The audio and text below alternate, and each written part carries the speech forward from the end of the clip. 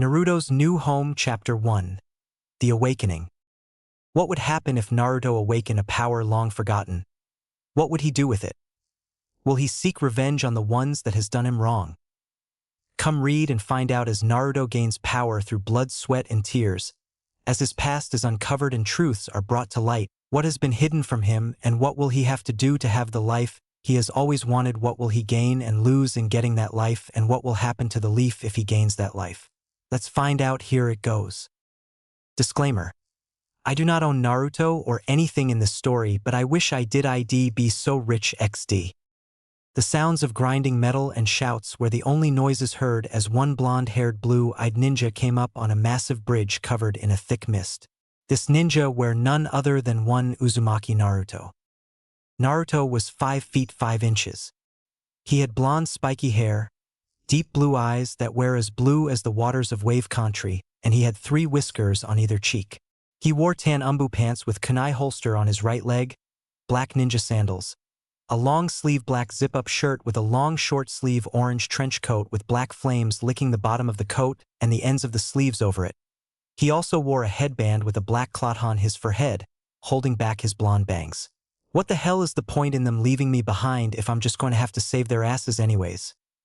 Naruto thought to himself with a touch of anger at his team. Calm down, Kit. They left you so you could rest up. You trained yourself into the ground last night, so you needed the rest, and to be honest, you still aren't at 100%, so you need to take it easy. Remember, this is all just for show till that short flesh bag shows up, came a voice from with the blonde's mind. I know, Narumi, but it still pisses me off that they would just leave me behind without telling me anything. Naruto thought back to his tendent. I know, Kit, but you need to focus on the task at hand now. Go help your Uchiha teammate. I can sense that sh. He is in trouble right now. The ice user is a bit more than he can handle, Narumi said, sweeting a bit that she almost spilled the beans. Okay, let's go and let's hope the pervy sage doesn't find out that I trained that hard while on a mission, or he will be pissed at me. Naruto thought back to Narumi as he ran into the mist to help out his team, missing the sounds of his tendent giggling at him. Into the battle.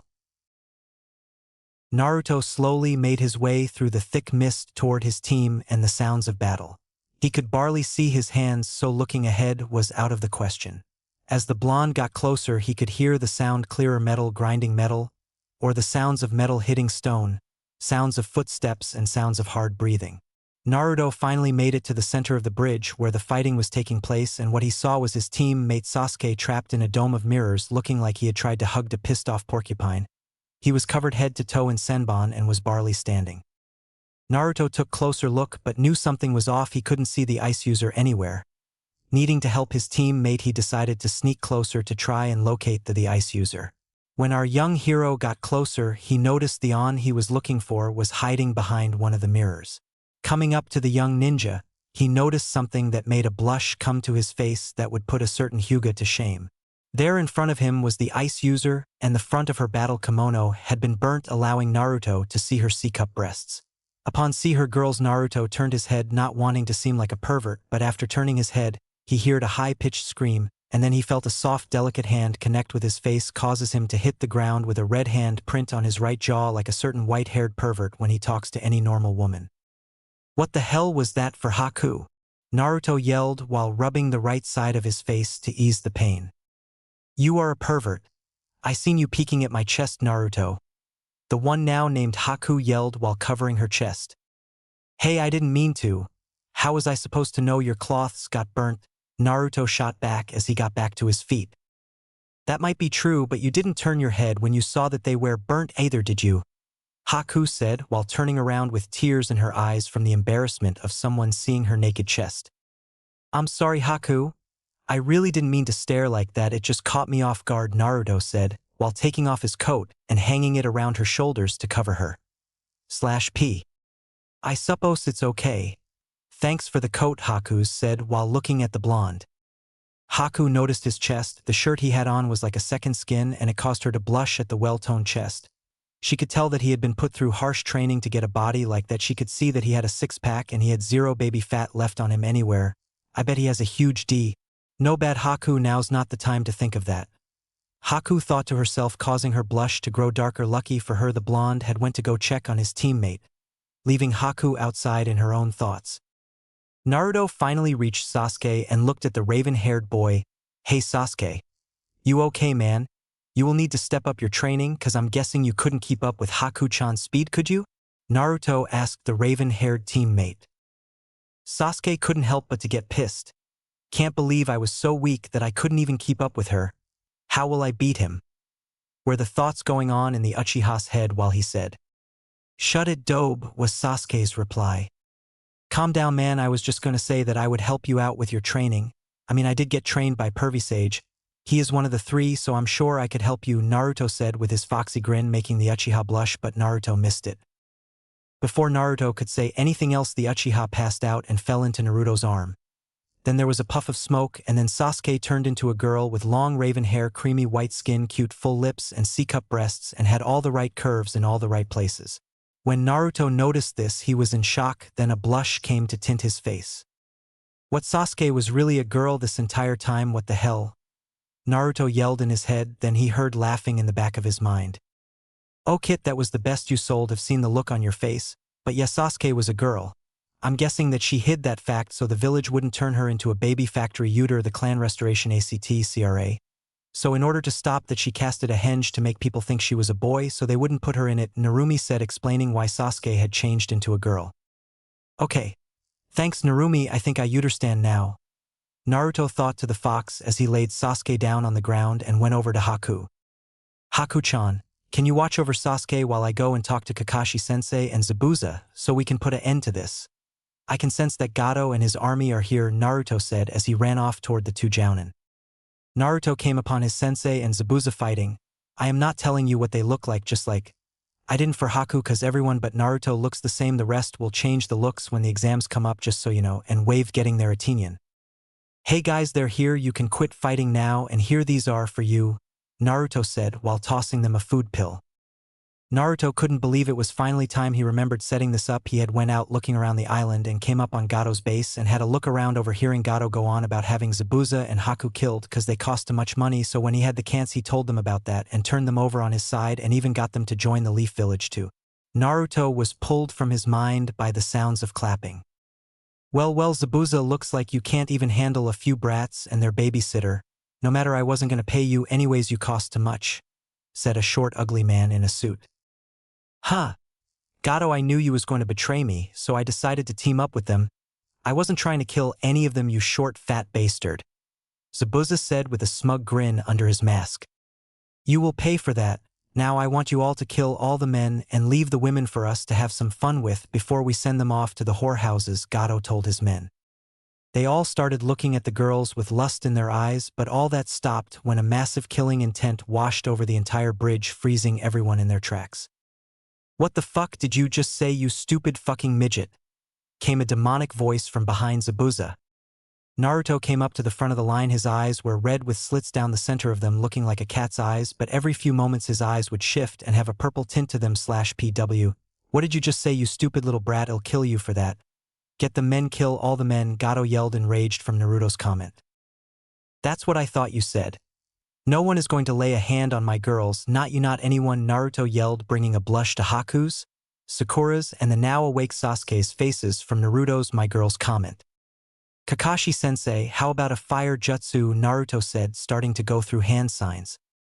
Kakashi noted his head and started going through his own, and at the same time they finished and yelled out, Wind-style Wine Dragon Jutsu / Fire-style Great Fireball Jutsu. The jutsu hit each other and combined, and the Great Wind Dragon grew in size and hit Gato's men and took out 90% of the small army. After seeing that, the rest of the men became scared of what this ninja could do and most wanted to leave and never return. Seeing his chance, Naruto ran toward the thugs, planning on killing them all so they couldn't lay a hand on his girls, when in his mind, he hears a whisper of Almighty Push, so he threw his hands in front of him and yelled, Almighty Push. And the next moment all the thugs and Gato were thrown from the bridge and out to sea, killing them all from the force of the Naruto felt a burning pain in his eyes as blood started to pool from them. He grit his teeth until he couldn't take the pain any longer and screamed at the top of his lungs. Then Naruto hit the G Chapter 2. Aftermath and the trip home. Naruto awoke in his mindscape in a lush green field surrounded by thick forests with a huge lake off to his left. On top of the hill was a log cabin with a hot spring off from it. Naruto knew where he was at the moment he opened his eyes, so knowing that he got up and then started to head toward the cabin when he heard a splash coming from the lake. Wonder what that was. Narumi has never went to the lake before. Naruto though to himself. Curiosity getting the better of him, he decided to go and have a look to see who or what that was. Naruto making it to the lake, he didn't see anything out of the ordinary, just some fish swimming in the water and a few animals drinking at the edge of the water. Confused, he decided to turn and leave, thinking he just imagined the noise. When he turned, he caught sight of a beautiful woman sitting on a rock underneath a waterfall. She had long silver hair and deep silver eyes. Her body was that of a goddess with double D breasts and a slime waist and flat-toned stomach. She had long legs and her skin was creamy like the Uchihas. Then Naruto noticed that she was naked as the day she was born, causing him to be shot back by a huge nosebleed, catching the woman's attention. "Oh, you're finally awake, Naruto," said the silver-haired woman in an angelic voice that could soothe anyone no matter their troubles. Naruto, finally able to sit up, said, "Yeah, but may I ask who you are, and can you please put on some cloths? It's kinda hard to talk to you, and you naked." Not able to look at her from fear of another nosebleed. The woman giggled at the boy's response to her. "What's wrong, Naruto? Don't you like what you see?" "Of course I do. You are the most beautiful woman I have ever seen. How could I not like you?" Naruto says, raising his hands in a dismissive manner to make sure he didn't make her man. "You are just the sweetest, aren't you? But I am Kami and I've come here to talk with you. Don't worry, you are not in any trouble, but you have awakened a power that hasn't been unlocked since ancient times, and I've come to see if you will misuse this power. If so, I'll have no choice but to stop you before you can do any harm to this world." The woman now known as Kami explained as she snapped her fingers and a beautiful white kimono coved her naked form. Naruto watched this and couldn't believe what he was seeing. The most beautiful and powerful woman in existence was in his mindscape, and he just saw her naked and she wasn't trying to kill him. Then his mind finally caught up with what she said. "Wait, what do you mean I awakened an ancient power? I'm the same as I have always been. I haven't got any power, just what I have got through my training," Naruto said, confused by what the woman was talking about, thinking he should be freaked out that Kami was inside his head. "Well, Naruto, you have awakened the Rinnegan, and those eyes haven't been awakened since the Sage of Six Paths time, and they are very powerful and dangerous in the wrong hands. So I'm here to judge you to see if you are worthy to wield that power and to make sure you won't use it for the wrong reasons. If I find that you will, I'll have to take that power away from you," Kami said while smiling at him, knowing that this boy was as pure as they come and that he would use that power for the right reasons. "Oh, okay. Well, let's get this over with. I'd like to talk to Narumi, and then wake up and get my training started if you don't mind," Naruto said, not thinking about who he was talking to and that she would leave him a smear on the grass before he could even lift a finger. "Very well, and just so you know, Naruto, I would never hurt you. After all, you will be my husband one day and my sisters as well, so when time comes we will test you, and with each test you pass we will grant you a gift. Now please clear your mind and relax and we can get started," Kami said. She placed one hand on his chest and one on his head. Then there was a bright golden light, and when it faded, Naruto hit the ground unable to move and speak.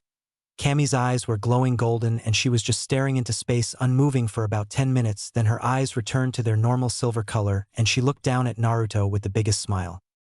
"Well, Naruto, as I already knew, you are the purest soul I have ever seen.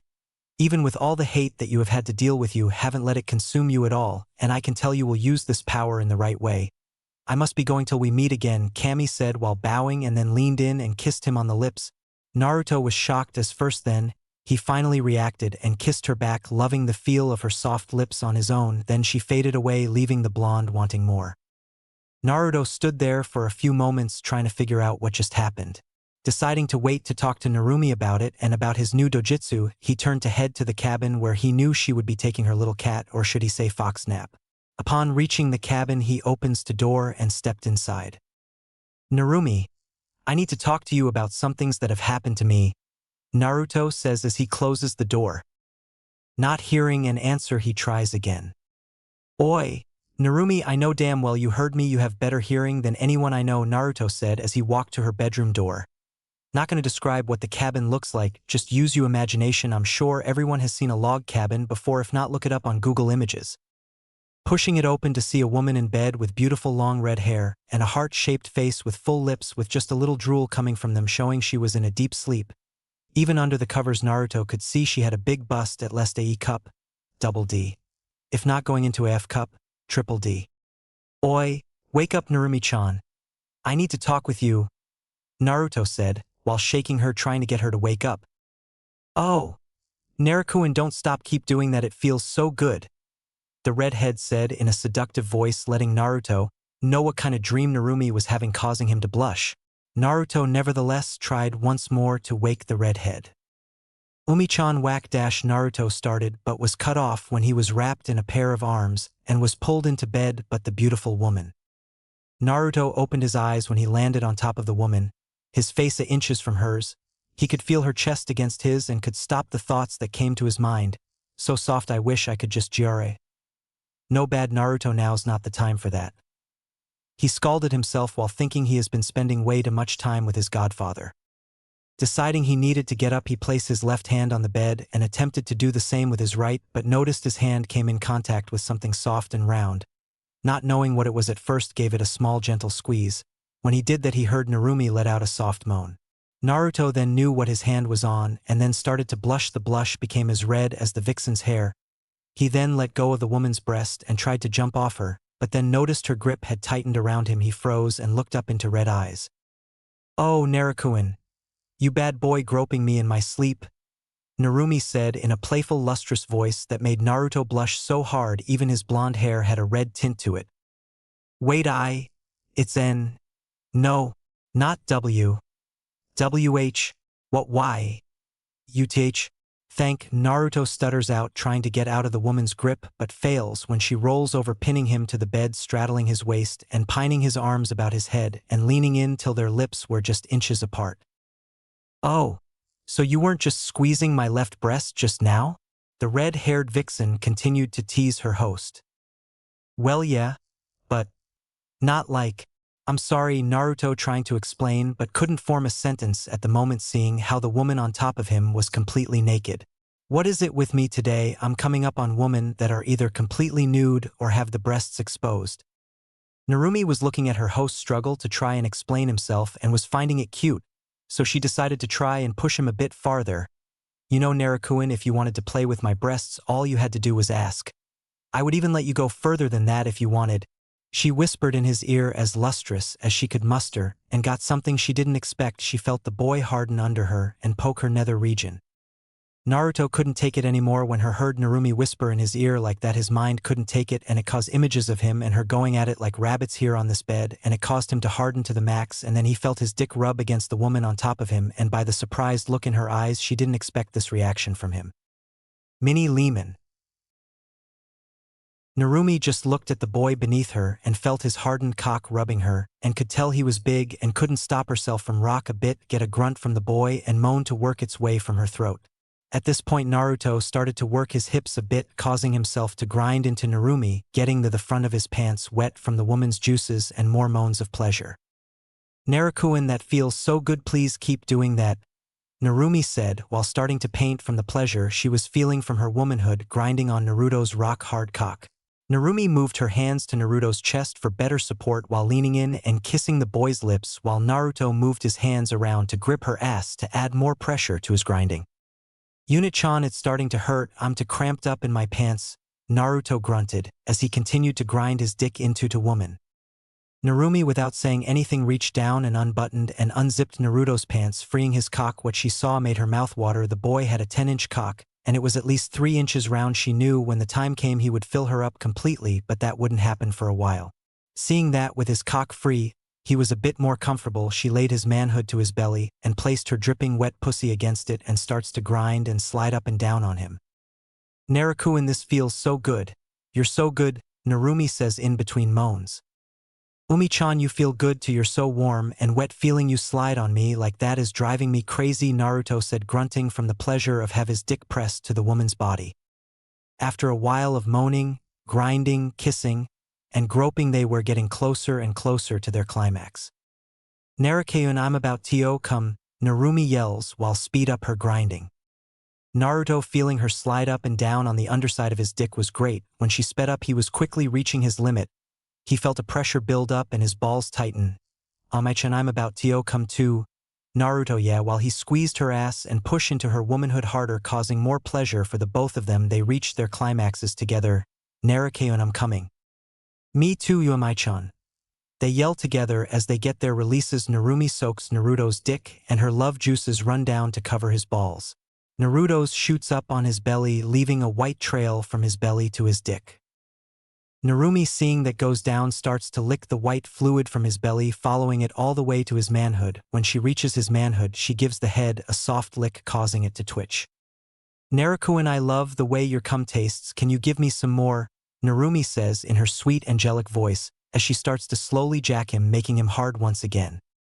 Umi-chan, that feels so good, and yes, I'll give you more, please don't stop, Naruto says, loving the feeling she was giving him.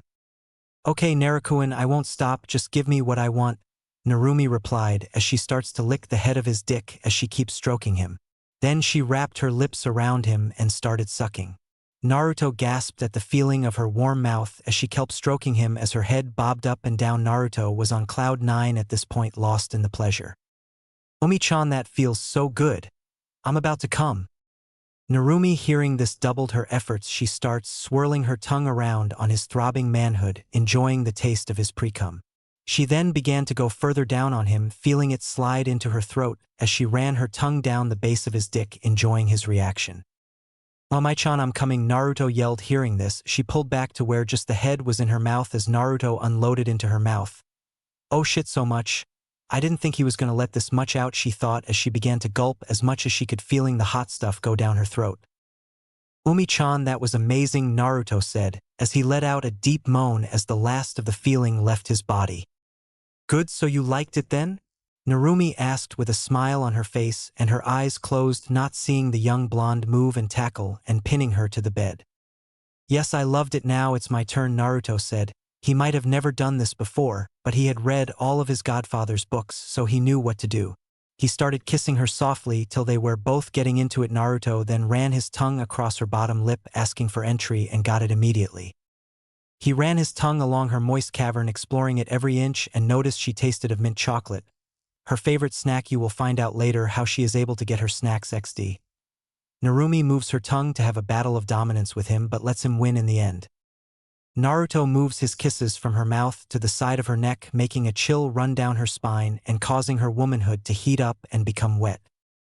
Naruto continued his kisses from her neck to her collarbone to under her chin, down her chest to her large breasts, to where he started to suck on her right nipple while squeezing and pinching the other with his hand. Get moans from the redhead vixen. Naruto, keep going, that feels good, Narumi said, while wrapping her arms around his head, pushing him into her breasts, as to show him how much she liked it. Naruto continued doing so and then switched to give the other breast the same attention, but instead of his hand going to her right breast, it went down to her womanhood, to where he started to rub her clit while he sucked on her nipple, getting a high-pitched gasp and then a loud moan from the woman he has grown to care about and even love over the years since he was 3 years old. Naruto, that feels amazing. Oh, I want you to get down there now, Narumi all but ordered the blonde. Naruto decided to obey her and lead a trail of kisses down her toned stomach to her shaved woman. Hood. Naruto took in the sight of her wet womanhood, making him drool. He couldn't wait anymore and lunged forward and started to lick the hard nub at the top of her womanhood. Naruto, yes, right there, oh Kami, that feels so good, don't stop, Narumi yelled, lost in the land of pleasure. Naruto kept licking her clit while sliding a finger inside her, feeling how tight she was, making her go crazy and buck her hips to try and make his finger go as deep as possible. Every so often her would add about her till he got to 3 fingers and Narumi couldn't take anymore. Naruto, I am coming, Narumi yelled and came spraying Naruto in the face, almost causing him to choke on her juices. After she had calmed down, Naruto lapped up all her juices till she was clean, then crawled back up to her and kissed her passionately, then laid down next to her. He wanted to go further, but he diced he would wait and didn't want to rush into anything right now. Mini Lehman end. Naruto, that was amazing. I can't wait to actually go all the way. You know that I'm yours and I will give you everything. That also includes my first time, Narumi said in a loving voice while laying her head on Naruto's chest, listening to his heartbeat. I know, Umi-chan, and there's something I've been wanting to say for a while now, Naruto said, getting Narumi's attention, causing her to look up to meet his eyes. And that's when she saw purple, not blue, and the eyes had 6 rings in them. Before she could say anything, Naruto continued. Narumi-chan, I love you and I want you to be my first wife. I know I'm in the CRA. If you don't know what that is by now, you, my friend, have been living under a rock. And I have to marry 9 women, but I want you to be my first. We have been together all my life and you have showed me nothing but love, and I want to show you the same. I have fell in love with you over the years and was just scared to tell you, but I'm telling you now I love you. Narumi-chan. Naruto finished his rant looking at the red-head goddess in his arms. Naruto noticed that she had tears going down her face. He was afraid he said something wrong and was about to ask what he did wrong but was cut off by her lips on his as she continued to cry. Of course I'll marry you, Baka. You have made me the happiest woman in the world. You are the first to ever tell me that I've never been loved before and want to tell you that I love you. To Naruto, finished with a huge smile as they shared another kiss and just held each other for a while longer. Now you want to explain how you got those eyes? Narumi said as she looked into his eyes. Well, I don't know, I guess I must have awakened them in this last mission. The last thing I remember is the need to stop Gato and his thugs because they were going to take my girls and use them, then place them in whorehouses. I couldn't let that happen, Naruto said, still feeling a bit pissed at what those sick assholes were going to do to his girls. Narumi couldn't help but smile that Naruto hadn't noticed that he said his girls instead of the girls. So you have found 3 more girls. I hope that they can give you the love you need, she thought as she looked up at the man she loved. Also, when I got here there was a woman at the lake. She called herself Kami, Naruto informed the redhead. That made Narumi sit up and look at the blonde in shock. What do you mean you saw Kami at the lake? What did she want? Narumi fired off the questions, wanting to know what would Kami want with her container. Well, she said she came to test me to see if I would use these powers for evil or if I would use them for good. If she had found any trace of evil she was going to take the power away, Naruto said, then stated blushing. Also she said that one day that I was going to be her and her sister's husband. Naruto finished while scratching the back of his head with a fox-like grin on his face. Narumi just shook her head with a smile and giggled at him. Well, you better wake up, and when you get back to the village I'll help you learn to use those eyes of yours. After all, they did belong to my father, so I know what the powers are and how to use them. I'm going to warn you, it will not be easy even if you use the shadow clones. It will take you a while to learn to use them, Narumi said while giving him a kid goodbye as he faded away. In the real world, Naruto woke up and looked around as his senses slowly came back to him.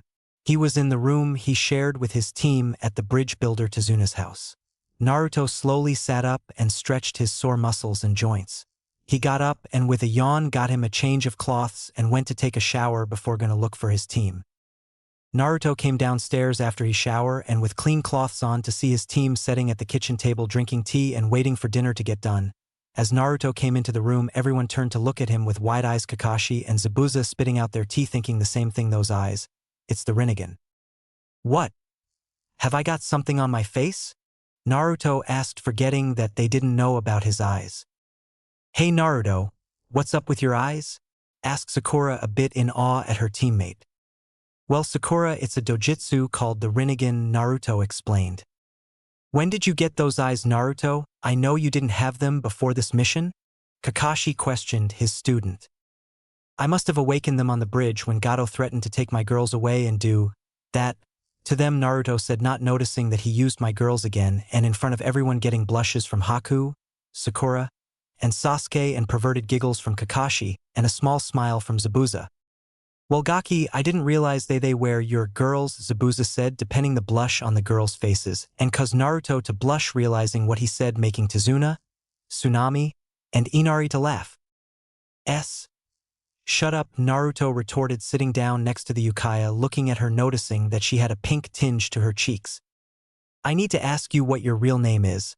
I'm guessing it's not Sasuke, Naruto asked the girl sitting next to him. No, it's Sasuke. And I'm sorry for the lies and bidding the fact that I'm really a girl. It was because of the village's CRA that I had to hide, Sasuke said, feeling bad about what she had done. Don't worry, I know why you done it, and a beautiful girl like yourself doesn't need to feel bad about protecting herself from hell like that. I know all about the CRA, after all I'm in it too, Naruto said, making Sasuke blush and look away from the blonde, making Haku and Sakura feel a little jealous that he was talking like that with Sasuke and not them. Hey Naruto-kun, how are you feeling? Sakura asked, feeling a little worried for her teammate/new crush. Oh, I'm feel better, just a little sore, but other than that I'm back to 100%. Thanks for asking, Sakura-chan, Naruto said with his foxy grin, getting blushes from all 3 girls, and if anyone were looking would have seen the blush on Tsunami's face as well. Well, that's good to hear, Naruto, cause for the rest of the time we are here Zabuza and I are going to be training you while we also help Tazuna rebuild the bridge so for the next month. So you all, and yes, that includes you, Haku-sen, better be ready cause the training will be intense, Kakashi said with his eye smile. Hi, was the reply from all his students plus Haku. They all then ate their dinner and got ready for the next month. Time skip.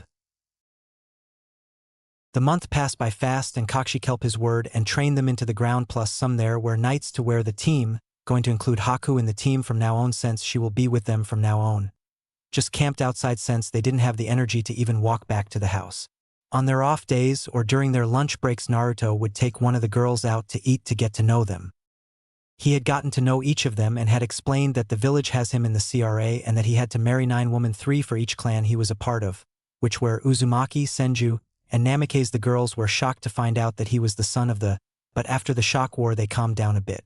Then he told them about Narumi and that she was the Kyubi no Kitsune, 9-tailed fox, and that she was sealed inside of him, and that she had helped him train along with his godfather Jiraiya the Gama Sannin Toad Sage. They were again shocked that Naruto had been trained but one of the legendary Sannin, but Naruto informed them that he was just a pervert that peeked on women in the bathhouses and warned them to never go there if he was in the village. Needless to say, their respect for the man dropped quite a bit. At first he was afraid that they would hate him for having the fox sealed in him, but to his shock they said that he was a hero for saving their village, and that they respected him more because of his burden. He also told them about how he was treated growing up in the village and how he is still treated.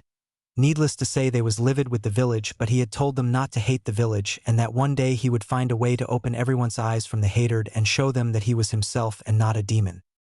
By the end of the month they had all gotten stronger and closer to each other, so close in fact all 3 of the girls had agreed that they wanted to be his girlfriends because they knew he would show them all the same amount of love and attention. As for their training, they had upped their Chikura level to where they could each make shadow clones to help with their training, and they loved the shared memory. It helped them out a lot, but it did have its drawbacks and they all felt it at the end of their training. Naruto wasn't affected like the rest though on account of his healing factor.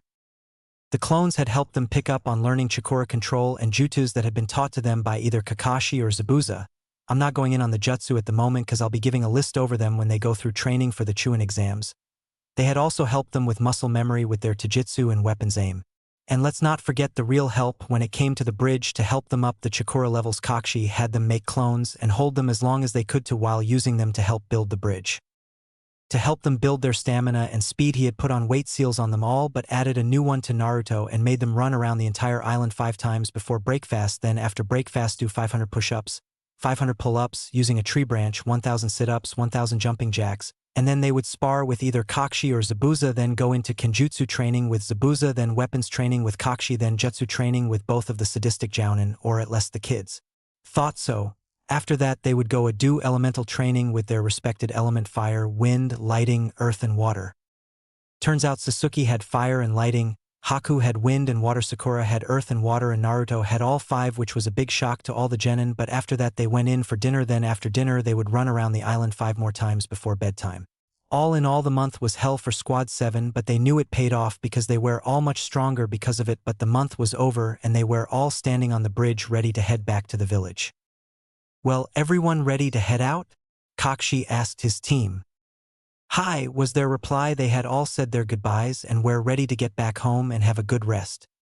Okay then, let's head out, Kakashi said as he and his team plus 2 took off toward the Leaf Village, not hearing the town decide to name the bridge the Grat Naruto Bridge. A little about this chapter 1. No, it was kinda short, but I hate do the wave arc because there has been so many done in about every way, so I just wanted it done with, and I'll warn you now, after the exams the story will be my own. It will not follow canon at all. It will be totally different storyline, one that has been in my head for so long. It is something that no one else has done. R&R, if you have anything you might want me to add to the story, I will try and add it to it if I can, so just PM me you ideas. Thanks for reading chapter 3. New Wives and the Council. It had been a week since Team 7 had gotten back from Wave, and it still shocked Naruto on account of what happened, and it kinda pissed him off.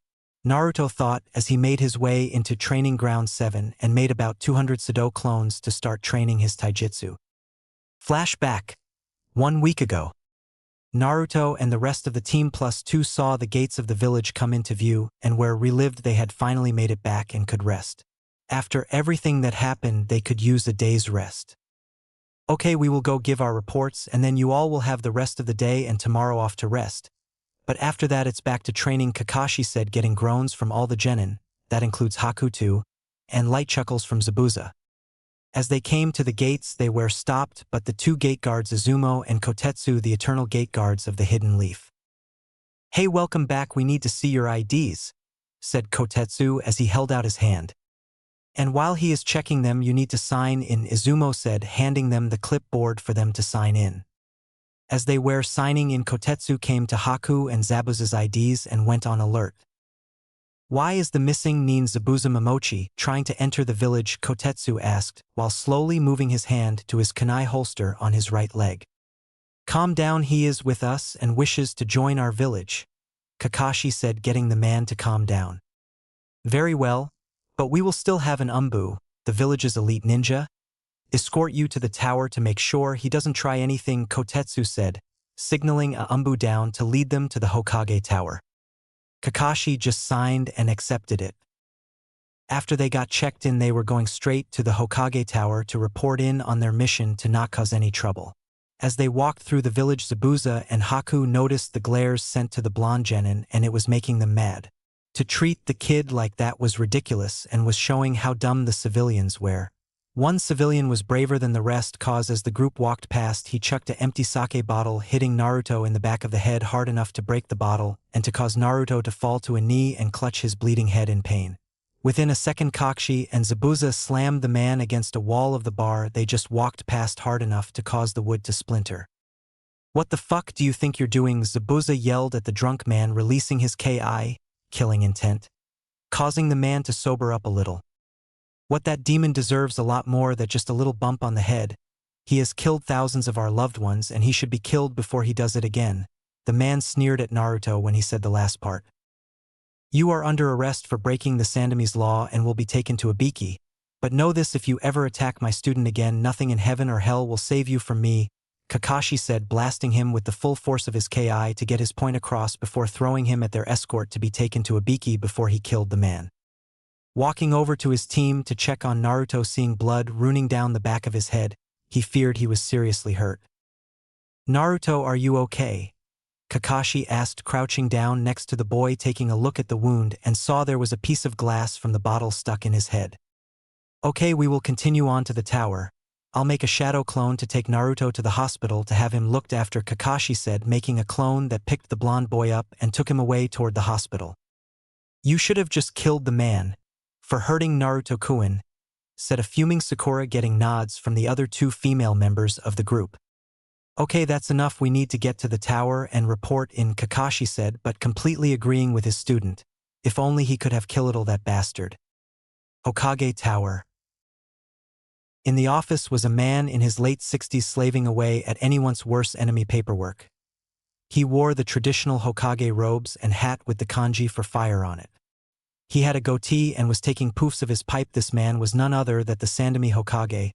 Hiruzen Sarutobi, also proclaimed the Shinobi no Kami and the professor for his tactical prowess in the past wars, but these days he is just a shadow of his farmer self, spending most of his time doing paperwork and dreaming of retirement. "I'm too old for this, I swear it looks like this shit just keeps growing," the third thought to himself. Reaching into his desk drawer, pulling out a measuring tape and puts it next to the pile of paperwork in front of him and reads the measurements. 3 feet 6 inches, as I thought, it really is growing," Hiruzen thought as he stood up, finally snapping from years of paperwork, starting hand seals for a fire jutsu when he heard a knock at the door. "Enter," the third said, setting back down, giving the paperwork the coldest glare that would make even the likes of Orochimaru shriek in fear. The door opens to reveal Team 7 with none other than Zabuza Momochi, the demon of the hidden mist, and a young girl. "Kakashi, do you want to explain why there is a missing Nin in my office and isn't in handcuffs? And where is Naruto-kun?" Hiruzen asked, just noticing that his Sergeant grandson wasn't with his team and was starting to get nervous, thinking he might have been killed on the mission. "Well, for starters, Naruto is in the hospital from getting hit in the head with a sake bottle by one of the villagers," Kakashi said, seeing the Hokage's face go from one of concern to one of rage.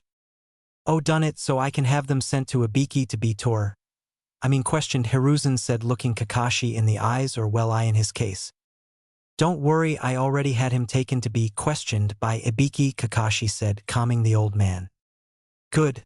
Now what of the missing Nin? The third said, changing the subject, getting back to business, he would go see Naruto later.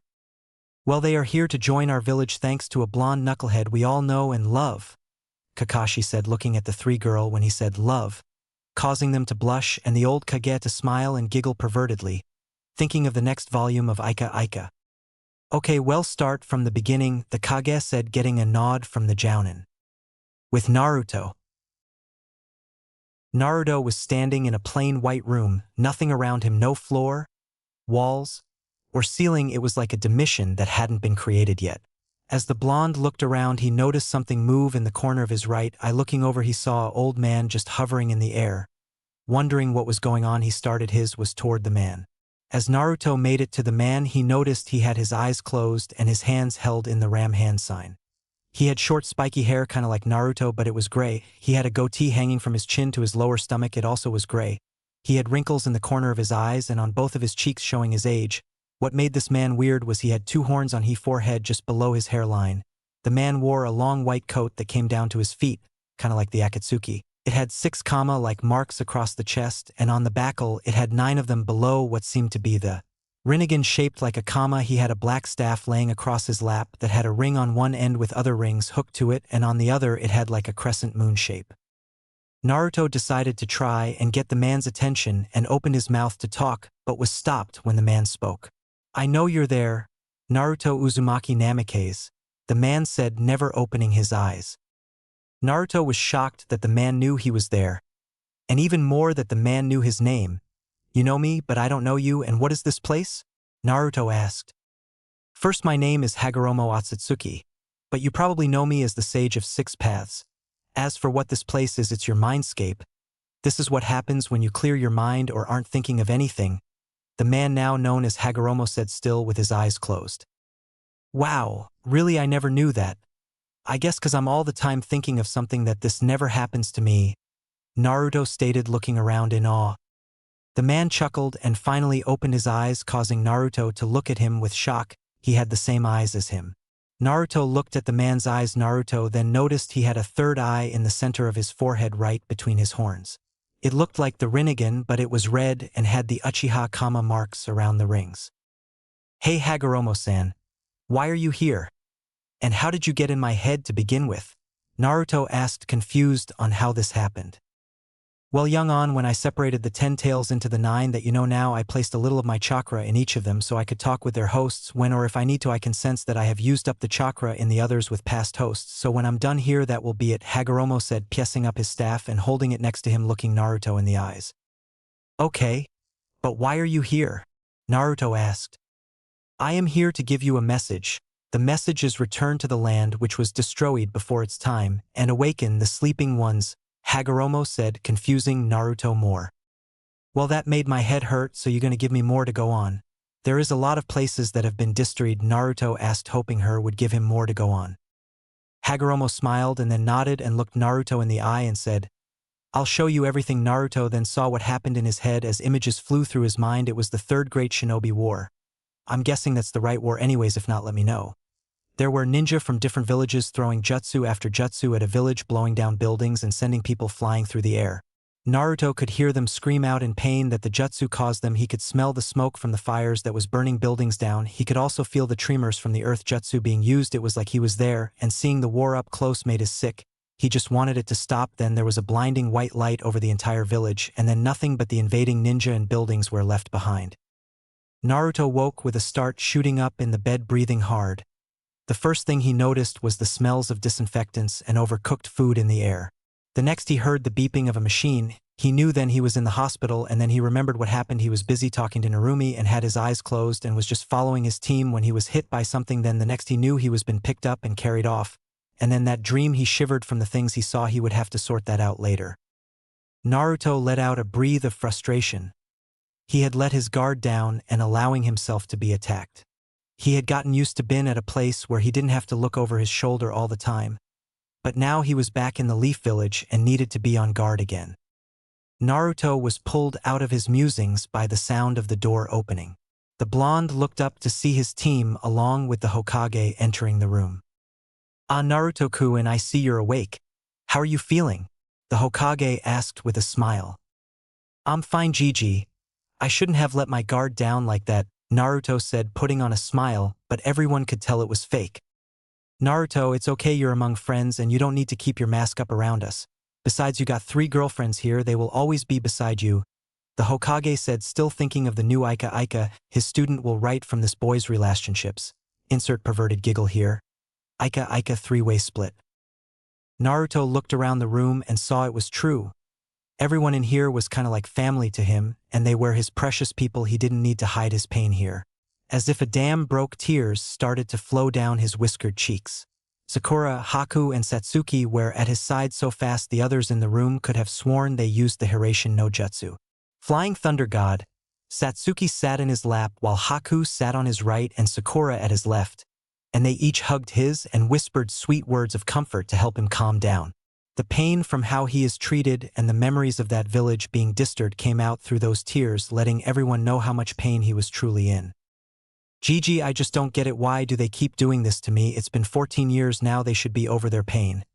I used to think that they just needed to get their pain out and were using me to do it, but now I can see that they are just doing this because they truly like to be cruel to me. Naruto said and knew he would have to deal with what he saw in his dream on his own, but still he let out all his pain while hugging the 3 girls back like they were his only lifeline, and if he let go, they would leave him and he would be all alone again. He sat there and cried for almost an hour. Hiruzen, Kakashi, and Zabuza watched the scene with mixed feelings. It was sweet to see that the girls cared so much for the blonde, but it was also heartbreaking to see the amount of pain that he was in. They each wanted to help him in any way they can, and each of them thought of ways to do it. Naruto-kun, how would you like to move into your parents' house? You can have anyone you want move in with you. It is big enough for an entire clan, and where you are going to be rebuilding your clan you will need it anyways.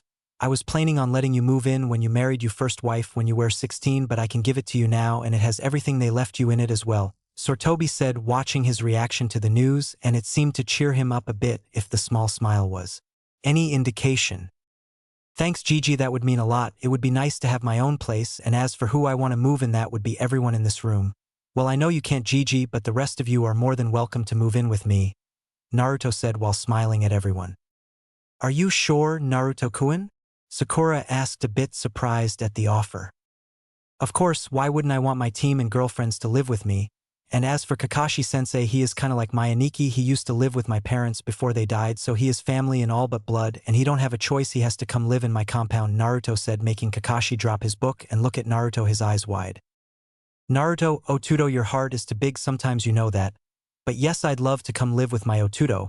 Got to keep you out of trouble and out of other things till you're a little older and married, said the silver-haired Jounin, but mumbling the last part to himself while thinking, Minato, Otusan, I have gotten my Otudo back and I swear I'll protect him and won't let them take him away like last time, fucking council. What about you, no brows? Naruto asked with a grin, knowing that would get under his skin, causing the 3 girls to giggle at his antics. Well, I got nowhere else to stay, and if you ever call me that again, I'll castrate you with a spoon, Zabuza said with his left eye twitching every few seconds. Well, you know I'll be stay with you too, Haku said, hugging him tighter while smiling at him, causing Zabuza's eye twitch even more. He would be watching them like a tiger does its prey. Naruto turned and looked at Sakura to see what she would say. Well, I guess I could if you really want me to, Sakura said with a smile, leaning her head on his shoulder. What about you, Satsuki-chan, will you move in with me? Naruto asked, leaning over and pushing his face into her neck, making a chill go up her spine. I would love to, but I can't leave my mother alone at the Uchiha compound. She would be lonely, Satsuki said with a small frown on her face. No worries on that, Satsuki-chan, just move her in too. I know it is weird me saying that, but I think it would do her some good to live around people and not just stay at the compound to herself all the time, Naruto said, surprising everyone again with his good nature and pure heart. Well, I'll have to talk with her about it, then I can let you know something later, Satsuki said, leaning in on his chest, filling his hard muscles through his shirt, loving how they feel against her. Everyone fell into a comfortable silence for a bit, then a Umbu came into the room with a body flicker and knelt in front of the Hokage. Report, the third said to the Umbu. Sir, I'm here to report there will be a council meeting in 1 hour. Also the following people are to attend the meeting: Kakashi Hatake, Haku Momochi, Zabuza Momochi, Naruto Uzumaki, Satsuki Uchiha, and Sakura Haruno, the Umbu reported. Thank you, bear, you may leave, the Hokage said, sending him away. Well, looks like you all won't get a break just yet. I'm guessing they have gotten word over you awakening the Rinnegan and of Satsuki's real form and of Haku's bloodline, so I must got prepare for them to try and stop everything they can throw at me and you all. The old Hokage said. With that, he left via body flicker to get ready for the meeting. Time skip 1 hour. Naruto and the group came to a set of double doors that were green and had a carving of the Leaf's insignia on them. Well, here going everything, Naruto said, just loud enough for the group to hear. Naruto still remembered how the council had tried everything to get him banished or executed, so he wasn't looking forward to this meeting in the least. Naruto knew that where Satsuki and Haku were close to him, the council will now try and screw them over to probably try and turn them into some kind of baby factory for the CRA. He wouldn't let that happen even if it cost him his life. The group waited around the doors to be let in. After about 30 minutes, an Umbu arrived to let them in. When they entered the room, Naruto noticed that nothing had changed. To the left was the clan heads representing the Shinobi Council, and to the right was the civilians from store owners to property owners, mainly the richer civilians of the village representing the civilian council. From the far left was Hayashi Hyuga, the clan head of the Hyuga. They specialize in taijutsu, the gentle fist, where they use their dojutsu, the Byakugan, to see the chakra circulatory system and hit the chakra points to change the flow of a person's chakra. They believe they are the strongest clan in the village. Next up is Shibi Aburame, the clan head of the Aburame. Their clan have bugs called Kadaichu living inside them that they use to drain a person's chakra. Their clan at birth have bugs go into their body and use them as a nest, and in turn the bugs fight for them. Then there is Tsum Inuzuka, the head of the Inuzuka. They specialize in tracking and fighting with their Nin hounds. They are also skilled in taijutsu. Their clan partners with a Nin hound at a young age and then trained to fight alongside each other. Next is Inuchi Yamanaka, the head of the Yamanaka clan. Their clan specialty is in mind jutsu. They can take over your body or just go into your mind to find out anything they want to. They could know everything about a person just from using one jutsu. Then there's Shikaka Nara, the head of the Nara. They specialize in shadow jutsu. They use their shadows to connect with a person's and can control their movements to use their shadow to kill their target.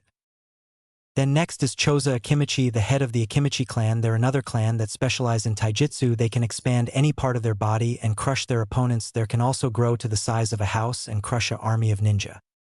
Then there is Asuma Sarutobi, head of the Sarutobi clan. They specialize in fire jutsu. They also have the monkey summoning contract. Asuma is only the clan head because his father is the Hokage and can't be both cause it is against the law.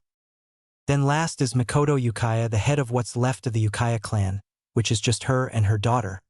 They also have a dojutsu, the Sharingan, which can copy any jutsu except those that deal with the Kekkei Genkai from another clan.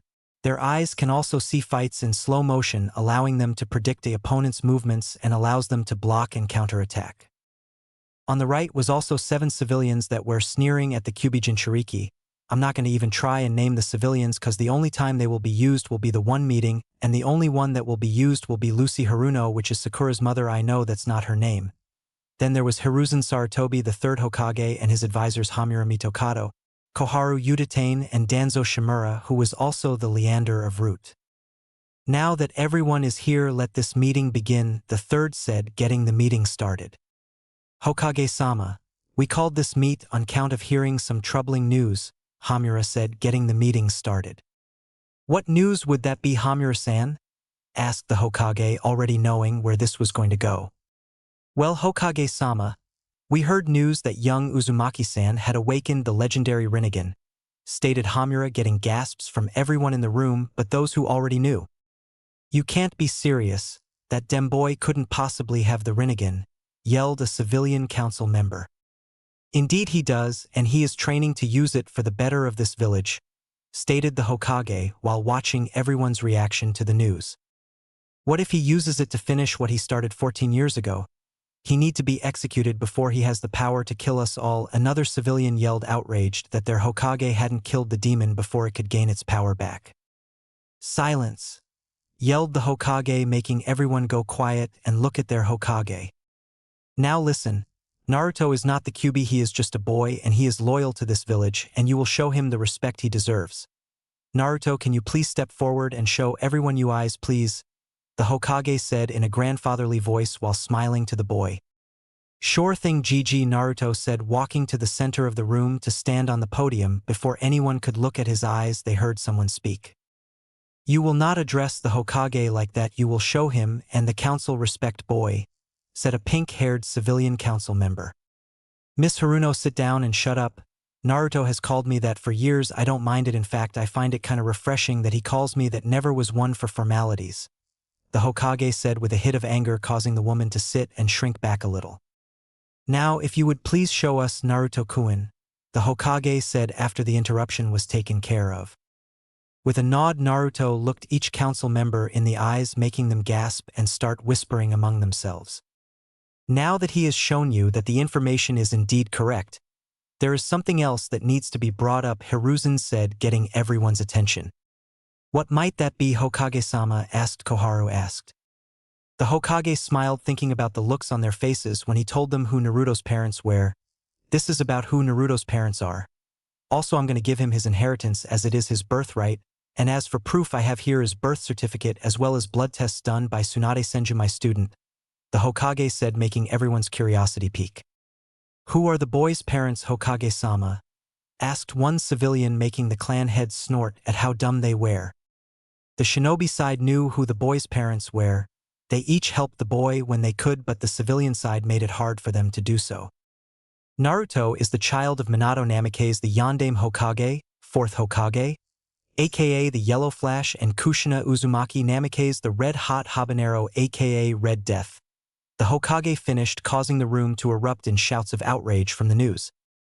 That boy can't be the child of the 4th, one man yelled. That is a lie, yelled a civilian woman. I'll never believe that, yelled another voice. Shut up and sit down right now, yelled the Hokage, sending out a strong burst of his ki, making even the clan heads sweat a bit. Now, whether you want to believe it or not, it's true. I have here the marriage certificate of Minato and Kushina, as well everything I mentioned earlier, so as from today Naruto will be living in his parents' house and taking his rightful name Naruto Uzumaki Namikaze, and when he gets 16 or the rank of Jounin clan head status, the Hokage finished with a voice that left no argument in the matter. The clan heads smiled at the boy while Hayashi and Shibi just looked on with indifference but were happy for the boy also. The civilians were outraged but kept their mouths shut in fear of the Hokage's wrath. Well then, on to the next order of business. Why were we lied to about the female Uchiha being a boy? Questioned Danzo, hoping if he played his cards right, he could get her in the CRA and then he could take a Uchiha child for his root program.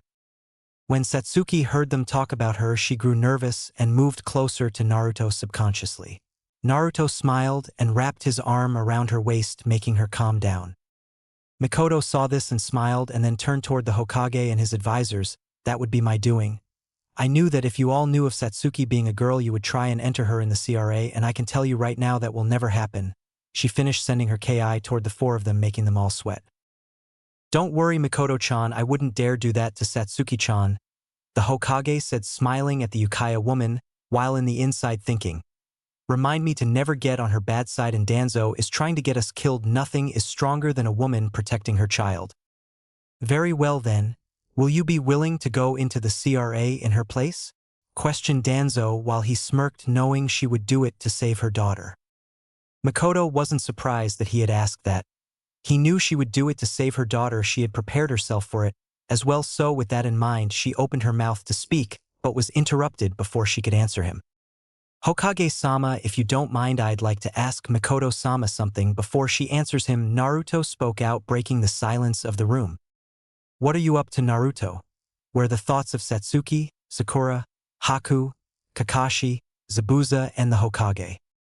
You may, the Hokage said, wondering what he was about to witness. Mikoto-sama, I would like to ask you to be one of my wives. I have been in the CRA since I was 6 and I must take 9 wives, and I would like to ask you and Satsuki-chan to be one of them, Naruto said while bowing slightly in respect and to hide the blush that grew on his face, but all the clan heads and the Hokage saw it and started chuckling at the boy. Mikoto couldn't believe what she was hearing. This boy just asked her and her daughter to marry him, but why? Then it came to her why he was doing it. If she accepted his proposal, then neither one of them would have to worry about the CRA because she and her daughter would be protected by Naruto. The Hokage was kinda surprised that Naruto had just asked her that, but he knew why he did. If Mikoto and Satsuki accepted, then They would both be protected by Naruto as one of his wives. Before I can answer you, I'll need to talk to my daughter. Can you wait while I step out and talk with her? Mikoto asked Naruto, who just nodded his head, still too embarrassed to speak. They both stepped into a private room with the Hokage to have their discussion, leaving everyone else to wait. Naruto-kun, what was that about? Asked a slightly angered Sakura. Well, you see, that was the only way that I could think of to save them both from becoming breeding factories. I know what I did was wrong, but I wanted to save Suki-chan and her mother from having to go through that, Naruto whispered to Sakura, and the group caused them to catch on and give a small smile to the boy and his heart of gold. It took Mikoto, Satsuki, and Hiruzen about half an hour to come back in the council chambers and go back to their seats. Satsuki to stand with Naruto and group. Okay, Naruto, I'm ready to give you my answer, and my answer is yes, you can have my daughter's hand in mine. We will both be one of your wives, Mikoto said, smiling while thinking. Stick it up your ass, Danzo. Meanwhile, Danzo kept a calm face, but on the inside he was fuming that his plans were ruined by the boy. Then he got an idea to see if they were serious about the marriage or if this was an attempt to save the girls from the CRA, and he could use the Konoha Law 196 Section 93, the clan safe law. Well, that's good, and I move that we enact the clan safe law, Danzo said, causing the Hokages, Mikoto's, the rest of the clan heads, Kakashi's and Zabuza's faces to pale, and Naruto, Satsuki, Haku, and Sakura to tilt their head in confusion. What the hell is that? Naruto asked, confused, but from the look of everyone else he knew it couldn't be good. Well, that Naruto-kun would force you to marry Mikoto-chan and Satsuki-chan right now before the council. The Hokage explained while sweating just a bit, trying to think a way to get them out of this. At this point it finally soaked in what the Hokage was saying. He would have to marry Mikoto and Satsuki right now if he couldn't get out of it. Danzo, why would you ask to enact that law? It's only for when a clan is about to go extinct, as in like there is only one member of a clan left and they're sick and about to die, then we enact that law to find someone that would be willing to have their child to keep the clan from dying out, said the Hokage.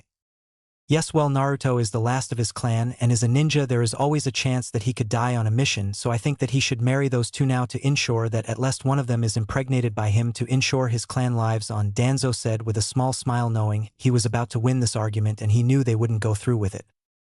Meanwhile, Zabuza was getting mad and thought these people were being foolish and that this was a waste of everyone's time and was about to voice so when Naruto spoke up.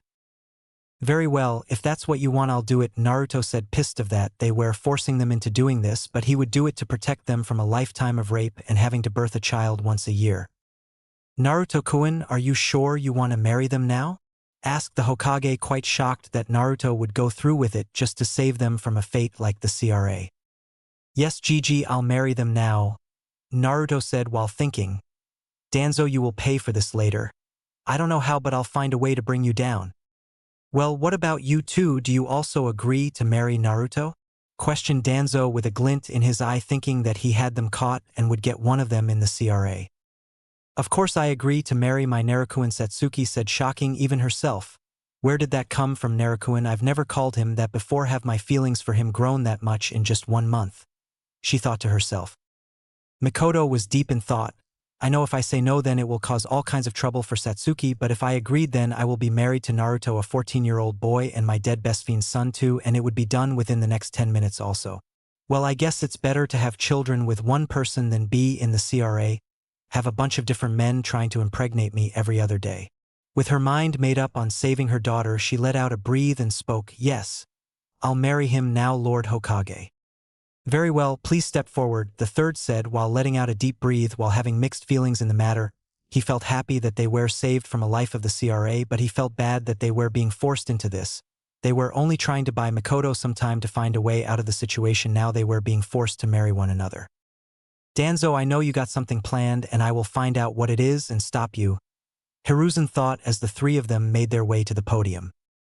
Mikoto, Naruto and Satsuki were standing on the podium ready to be married when he felt a hand slip into each of his hands.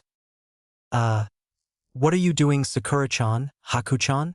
Naruto asked, confused at what the girls were doing. Don't think that you're only marrying those two. You're marrying us too. If you're going to have to do this, we want to join you and be there for you. After all, we all love you, Naruto-kun, Sakura said, while Haku nodded in agreement, surprising Naruto, Mikoto and Satsuki. Naruto didn't know what to feel about this. He honestly didn't want to get married at all right now. Hell, he was only 14. He liked all three of these girls a lot, but did he love them enough to wed them right now? He looked at the two and knew he couldn't turn them away. He didn't like it when they were sad. He only wanted them to be happy, and with a groan he nodded his head, and the moment he did, both girls' faces light up with smiles. So you two also agree to marry Naruto-kun? Asked the Hokage with a smile, getting everyone's attention. Hi, I agree to marry Naruto-kun, Haku said, stepping up next to Satsuki. Hi, I too agree to marry Naruto-kun, Sakura said, and stepped up next to Mikoto. Sakura, you get your ass away from him this instant or I will disown you from the Haruno clan. Yell one Lucy Haruno, cause everyone to cover their ears in pain from the high volume of her voice. I will not, mother. I love Naruto-kun and I am going to be one of his wives, and if you don't like it, that's your problem. I will gladly give up my clan to be with him, and if you were a real mother you would be happy for me. Sakura said, leaving her mother speechless, making the clan heads drop their jaws. Yes, even Hayashi and Shibi. The Hokage just chuckled and settles on the podium in front of the group, wanting to lighten the mood. He said, well, Naruto-kun, seems like you got a real spitfire there, said the Hokage, making both parties blush and the room to roar with laughter. Oh, come on, Gigi, that's so not funny, Naruto says, crossing his arms in a cute pout that caused all the women in the room want to yell kawaii. The Hokage just chuckled some more, seeing that the mood had lightened some, before getting serious again. Okay, I'm here to wed these people, and as part of the CRA, Naruto is allowed multiple wives, and by the power invested in me as the Sandomi Hokage, I hereby wed them now, Hiruzen said, motioning for them to get ready. As they lined up, Naruto was led to the front to stand in front of them. The Hokage walked to stand in front of them and began, do you Naruto Uzumaki Namikaze take Mikoto Yukaya as your lawfully wedded wife to have and to hold from this day forward, for better or for worse, for richer, for poorer, in sickness and in health, to love and to cherish? From this day forward until death do you part? Hi, I do, Naruto said, feeling bad for the older woman for being forced into this just to save her daughter. But with this at least they would be safe, they could figure out how to fix this later. And do you Mikoto Yukaya take Naruto Uzumaki Namikaze to be your lawfully wedded husband to have and to hold from this day forward, for better or for worse, for richer, for poorer, in sickness and in health, to love and to cherish? From this day forward until death do you part? Asked the Hokage, smiling softly at the older woman. A soft "hi, I do" was his reply. By the power invested in me by the village hidden in the leaves, I now pronounce you husband and wife. You may now kiss the bride, said the Hokage, smiling even wider when he saw the blush on Naruto's face. He looked like a ripped tomato. Naruto turned toward Mikoto and leaned in slowly toward the Uchiha woman, feeling like this was his fault for even asking her to marry him. Mikoto wasn't doing much better, feeling like she was betraying Kusina from where she was about to kiss her son. She leaned in, and when their lips touched there was a spark that ran through both of their bodice and then a pain on the side of their necks, but only for a moment, then it was gone. Everyone else that was watching watched. When they leaned in and kissed, there was a flash of bright white light coming from their necks. When it faded, they saw a little smoke coming from their necks like they had been burned. The Hokage was looking, could see a seal appear on both of their. The kiss was over. They both turned to face the Hokage and saw the look on his face. What? Naruto asked, afraid he did something wrong, only for the name to point at their necks. Naruto and Mikoto reached with their hands to touch the spot that was pointed at and looked at each other and decided to look at each other's necks, and what they saw was the beginning of a seal that looked like a curved line starting from their collarbones going up toward their ear. What the hell? Asked Naruto in a breathless voice, not knowing what to say. That Naruto-kun is a mate mark right now. It is kind of faded, but once you mate with her it will darken, and she will be your true mate, came Narumi's voice from inside his head. Mate mark? Naruto asked, but unknowingly out loud, and the Hokage heard him. Mate mark? Are you sure about that, Naruto-kun? Hiruzen asked, walking forward to get a better look at the marks. Yes, I'm sure. I found a scroll belonging to my mother. In it, it said that every Uzumaki had a true mate, and when they found them married, a mark would appear on their necks of the Uzumaki clan symbol, Naruto told him, but was just repeating what Narumi was saying. So Mikoto is your true mate, or at least one of them, cause it's only starting the Uzumaki swirl, informed the Hokage. Mikoto heard this and didn't know what to think. How could he be her true mate when she was so much older than him? Okay, we will discuss this later. We got 3 more weddings to do, said the Hokage with a perverted grin on his face, making the girls glare at the man. With each wedding and kiss Naruto's seal grew, and so did the girls. The marks now almost made a full circle, and if Hiruzen predicted it right, then Naruto had 5 more wives to find for him to complete the seal. Danzo smirked as he saw Naruto and the last 2 Uchiha marry soon. He would have a child from them, and could only imagine how powerful it would be. He only had to wait, and then he could put his plans in motion. In heaven, a silver-haired woman sat in a room looking at a glowing seal that was in the shape of the Uzumaki swirl. It had 9 likes for 9 mates, and 4 of them were glowing, meaning only 5 left to go. The woman smiled before speaking to herself. If everything goes the way it's supposed to, then the balance will be right once again. The woman then placed the seal back in its spot and left the room, locking the door before calling out to one of her servants. "Excuse me, could you go and get one Kushina Uzumaki and bring her to the throne room?" asked the woman. "Yes, Kami-sama," the servant said while bowing and then leaving to complete the task. The woman, now known as Kami, walked into her throne room and sat down on her throne, waiting for her servant to get there with Kushina. "Let's see what you will do, Naruto. Show me what kind of man you truly are," Kami said to herself as she pulled up a big screen to watch over Naruto as he continued his life. In no time at all, the servant returned with Kushina. "Kami-sama, I have returned with Lady Kushina Uzumaki as you requisited," the servant said, bowing and leaving the room. "Oh, Kushina, finally come sit down," Kami said to the redhead. "She is wearing the same thing she does in the anime/manga, so I won't go over what she looks like." "Kami-sama, why would request me to be brought here? Did I do something wrong?" Kushina asked, worriedly, thinking she had done something wrong to be casted down to hell. "Not at all. I brought you here so you could watch your Sochi's life," Kami sighed with a smile when Kushina's face brightened up with a huge smile, and she ran over to see her Sochi on a big screen. "Thank you. Thank you. Thank you. Thank you," was all that Kushina could say with tears running down her face. Kami only smiled and rubbed the back of her head, and they both began to watch Naruto's life unfold. Back with Naruto. "Okay, now that we are done and you now have 4 wives, we can finish up here and you can move them into your compound," the third said as they all walked back to their seats in a daze from what happened. "Now what is left of this meeting?" asked Hiruzen, wanting to get this over with. "So does the writer, lol. The only thing left is, why is Zabuza Momochi in the village and wearing a leaf headband?"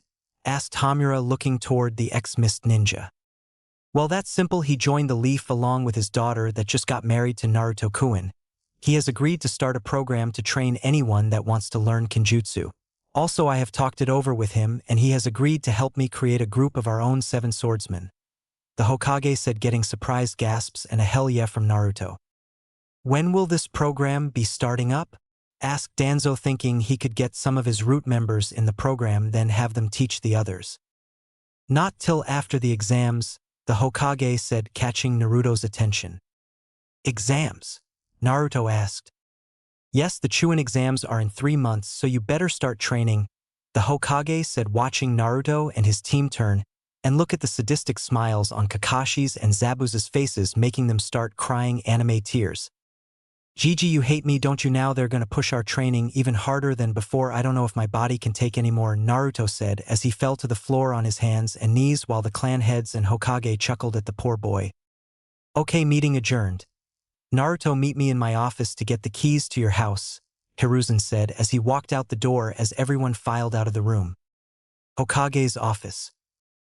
"Okay, here are the keys to the house, Naruto-kun. Also, here are your parents' bank account information and also a list of all the properties and stores they owned," Hiruzen said, handing Naruto the keys and 4 scrolls that he put in his kunai holster. "Gigi, I need to ask you a favor," Naruto said, making the Hokage look at him and smile. "Sure thing, what do you need?" Hiruzen asked. "Well, I would like for you to send someone to help Sakura to get her stuff. I'm afraid that her mom will try something now that she is my wife. You know, she is my biggest hater of all the village," Naruto said with concern in his voice.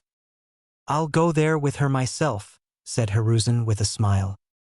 "Thanks a bunch, Gigi. I would go, but me and my clones are moving Mikoto-chan and Satsuki-chan in right now. Well, my clones are, but I'll be going to help after I leave here," Naruto said with a big smile on his face. "Okay, you tell Sakura to come to my office when she is ready to go get her stuff," the Hokage said with a chuckle at the boy's antics. Okay, Gigi, but I got to go, got a lot to move and then training to do, Naruto said as he walked toward the door. Before you go here, take this, Hiruzen said as he tossed him 2 books. Naruto looked at the books and saw the initials M.N11 and the other where the initials KU. If you don't know who they are, you need to slap yourself. Those are your parents' notebooks on everything they knew on Fuinjutsu, sealing arts. If you are anything like them, you will be a seal master in no time. Good luck, my boy, Hiruzen said as Naruto left his office. Now I just got to find a way to defeat you, Hiruzen said to his arch-enemy Paperwork, just as the door opened and Naruto poked his head in the door. Paperwork can be defeated by shadow clones, GG, Naruto said, then closed the door to hear repeated thumps and the word stupid after each thump, making Naruto laugh as he left to help his wives move in. Flashback end. That was a week ago now. He was living with 4 women, a sadistic sword-wielding father-in-law, a perverted older brother, and a mucher of a godfather who only shows up to eat his food and to try and peek on the girls when they are using the personal hot springs. The thing that bothered him most was Makoto. She hasn't been the same since they got married. He knows that she isn't happy. He has tried to cheer her up, but nothing had worked so far. He just wished he could help, and it was killing him that he couldn't. Kakashi had told him to just give her time and space, so that's what he was doing. He just hoped it worked. Naruto was brought out of his thoughts by a poof of smoke for it to revile Kakashi. Thought I would find you out here, Kakashi said with his eye smile. Yeah, I had to get out of the house, so I decided to come to the training grounds for a while, Naruto said as he blocked a clone's kick. Well, anyway, I came to give you your Chunin exam request paper, so you can enter in the exams, Kakashi said as he handed him the paper. But though it wasn't for another 3 months? Naruto asked, slightly confused.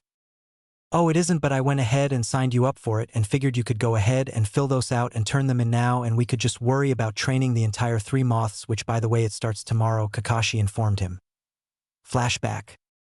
Naruto was on his way home from another hard day's torture that Kakashi and Zabuza calls training.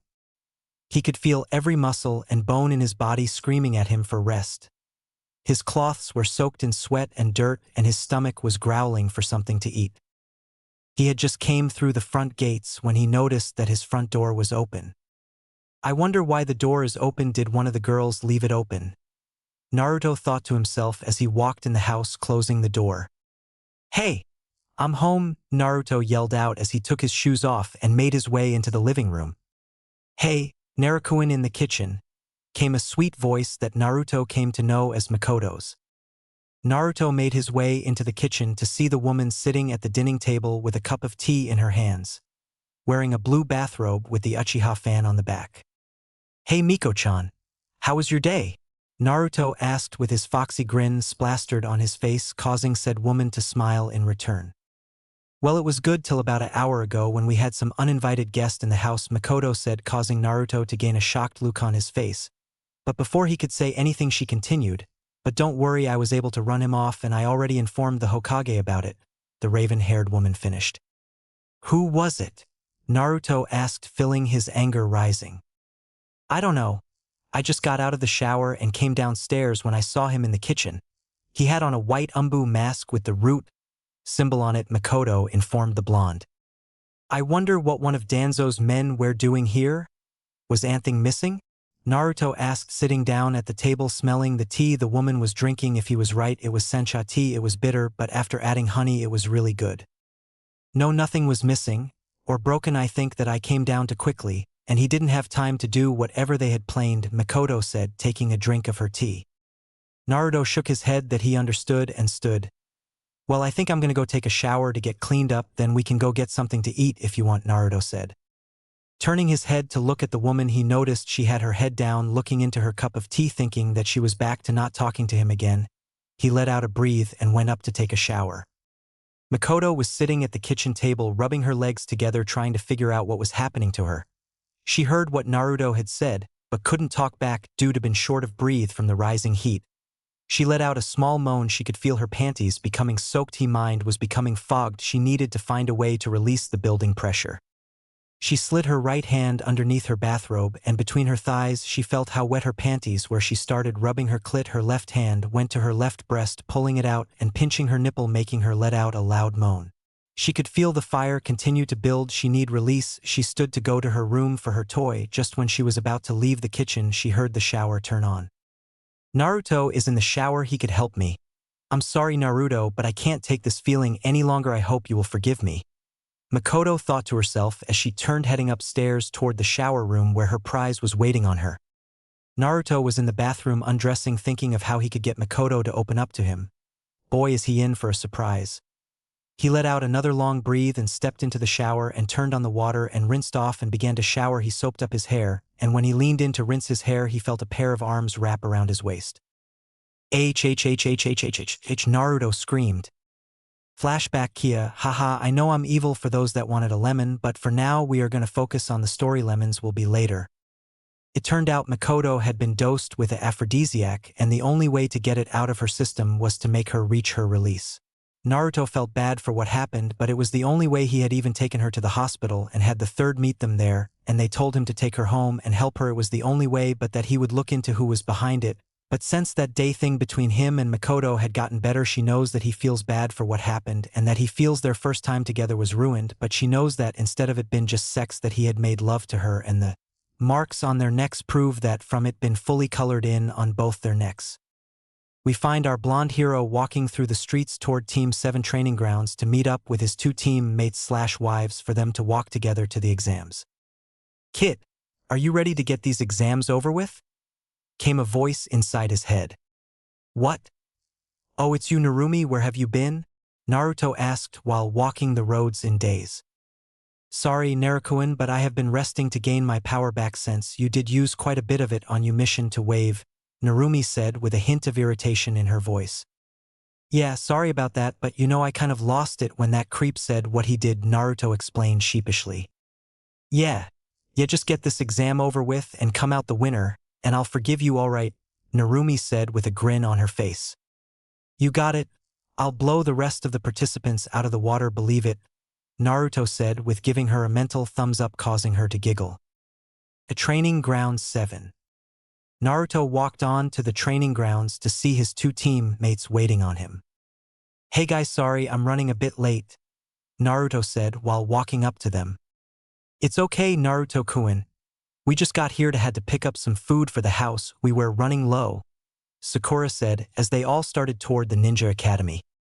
Yeah, and is it just me or has Kasan been smiling a lot more lately? Satsuki said with a sly grin on her face, cause her Sakura and Haku had seen and heard about what happened with them and was just glad it was Naruto and not some other guys from the village. Naruto flinched and started to sweat a bit, not wanting them to know what happened. Look, we're here, he said while running into the building. Sakura and Satsuki giggled and followed him inside the building, loving the teasing they got in on him. Time skip to the preliminaries.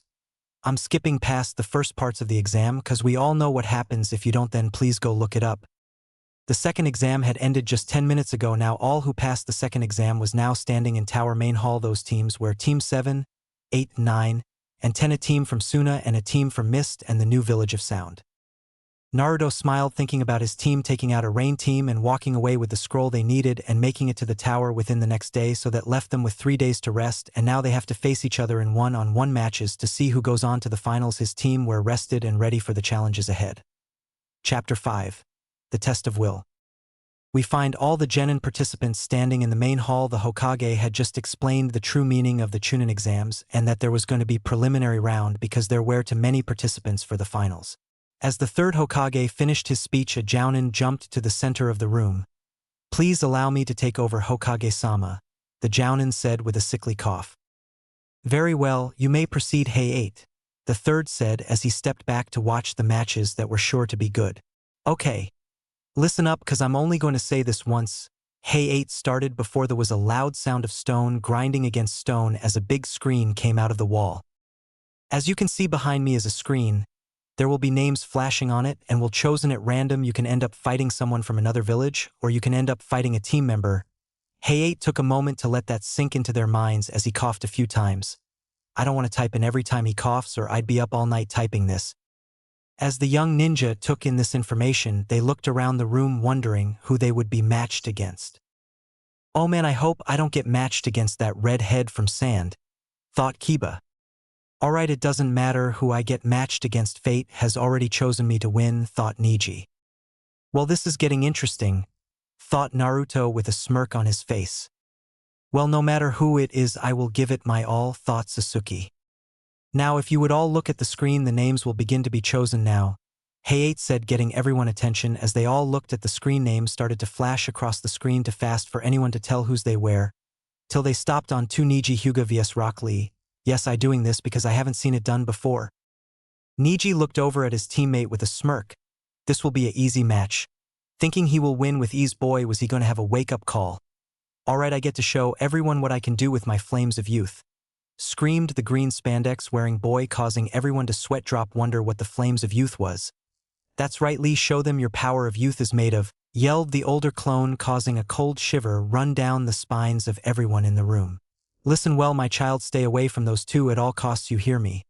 Came a voice inside the head of the redhead from the sand team. Yes, mother, and I don't think I want to get near them, they make me feel weird, said the redhead, not knowing it was the feeling of fear. Okay, those whose names have been selected stay, everyone else go to the balconies to watch and wait your turn, Hayate. Waiting as everyone cleared the floor and the 2 genin came to the center of the room and got ready for their match.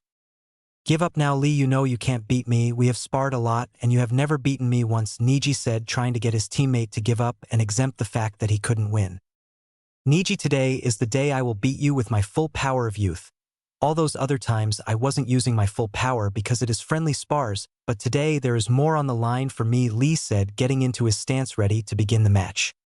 Hayate, seeing that both fighters were ready, raised his hand in the air and bringing it down in a chopping motion, Hajime, and quickly jumping back to give room for the fight, and he wasn't disappointed. As soon as he jumped back, the two rushed at one another, Lee going for a kick to Niji's head and Niji blocking said kick and countered with a palm strike to his chest where he blocked with his left arm. The two jumped back, Lee smiling while Niji's face held a scrawl.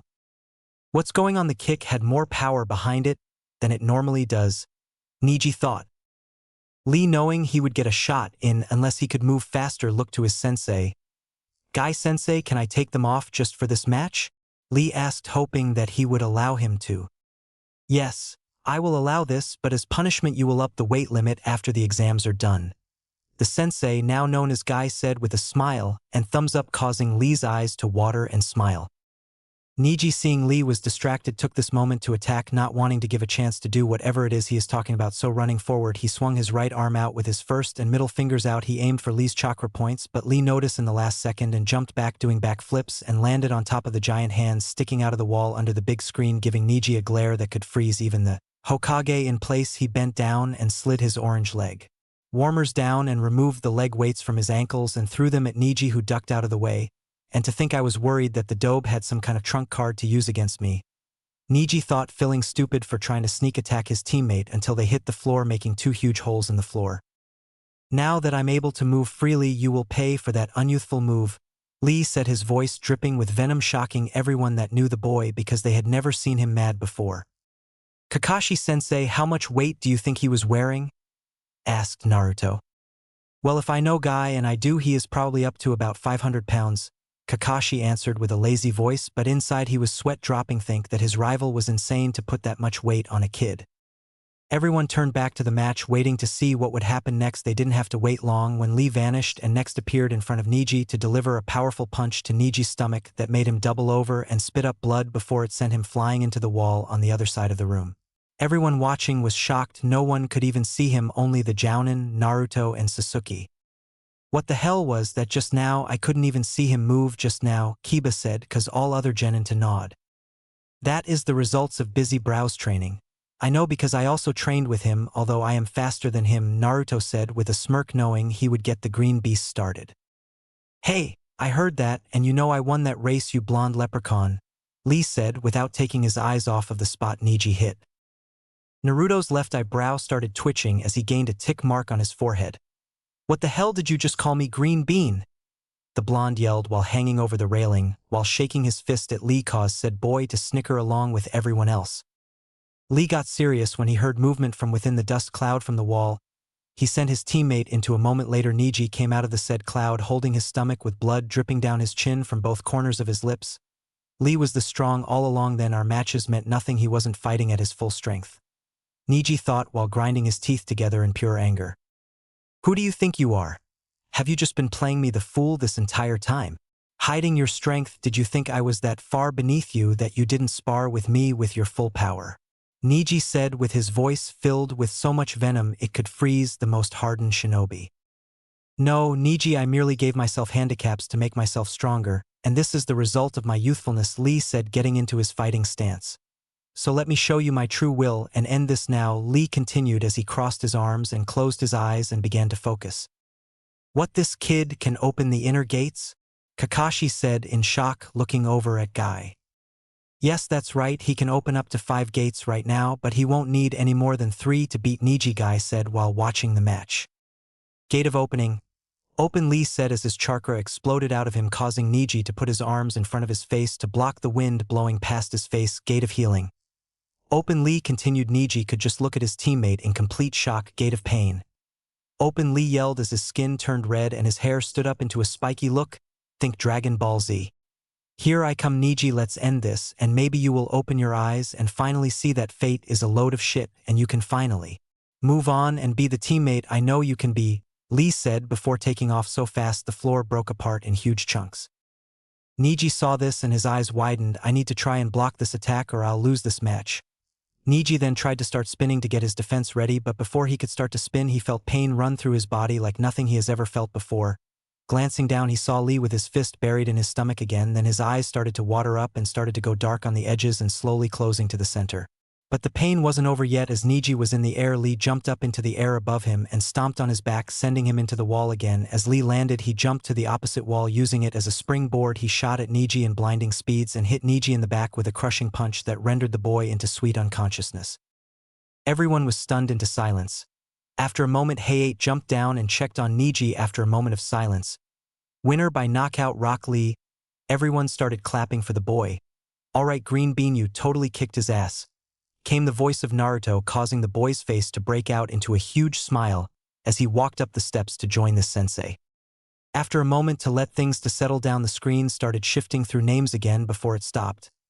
Okay, I'm going to skip a few here cause if not I'll have 6 chapters of these fights. Shikamaru Nara versus Kintsuchi, same as canon. JA versus Yoroi Akato. Gakko crushes him with her sand.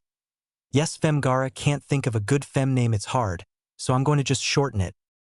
Tenten versus Hinata Hyuga. Tenten wins by keeping long distance. Dosu Kinyuta versus Choji Akimichi, same as canon.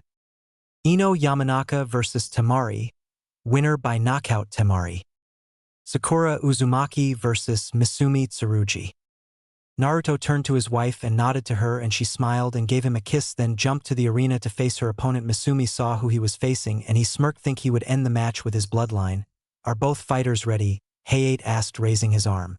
Sakura and Misumi just nodded. Hajime, Hayate said, and jumped back. As soon as the word was said, Misumi rushed forward and wrapped his arms around Sakura, just like in canon. Give up, little girl, or I'll snap your neck like a twig, Misumi said, his voice oozing with confidence. Sakura only giggled at this threat, confusing him. What's so damn funny, do you want to die, little girl, Misumi said, tightening his hold to prove a point. Naruto saw this and only smirked and just waited to see what she would do to get out of this. He knew she wasn't in any danger. Well, what I find funny is that in just a moment you will be on the floor screaming in pain and unable to move any part of your body, Sakura said, caused Misumi to become confused. What are you talking about? I would like to know how you think you can get out of this, the man said, thinking the girl had gone crazy. Well, it's quite simple, really. Right before you grabbed me I cut your arm with my kunai and it's covered in poison and it should take effect right about now, Sakura explained, and as soon as she finished Misumi felt his arms and legs start going numb till he could no longer stand and fell to the floor. Then he felt a burning in his body like his insides when been cooked with lava and started to scream till he could no longer take it and passed out. Winner by knockout, Sakura Uzumaki, Hayate said as the medics came and took Misumi away. Everyone that was watching shivered, thinking that girl was scary as hell and did not want to piss the pink-haired girl off. Sakura made her way back up to her team. You know you can be scary sometimes, right? Sasuke said, sweat dropping at her sister wife. Only to my enemies, so you don't have to worry about unless you hurt Naruto, Sakura said, making Sasuke shiver from that statement. The screen started to shift through names again. Naruto looked around and who was left? There was 1 from sand, 3 left from mist, 1 from sound, and then there was him and Sasuke, then 2 from Team 8. The screen stopped on two names. Kiba Inuzuka versus Kankuro, winner Kankuro by poisoning both Kiba and Akamaru. Zaku Abumi versus Shino Aburame, same as canon. Naruto Uzumaki versus Chujuro. Naruto looked over at the Mist team and smiled before jumping to the center of the arena and was soon joined by his opponent. Are both fighters ready? Hayate asked, getting nods in reply. Hajime. He yelled and jumped back, giving them room to fight. Well, I see you have a sword, so you want to do this in nothing but kenjutsu? Naruto asked while pulling out his sword. Well, if you want, I'm up for it, Chujuro said a bit timidly. They both got into their stances and waited for the other to move.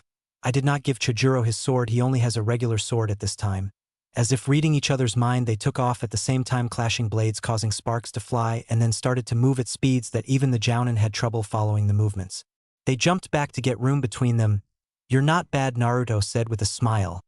Why you too, Chujuro replied, raising his blade, preparing to engage Naruto in another round of sword fighting.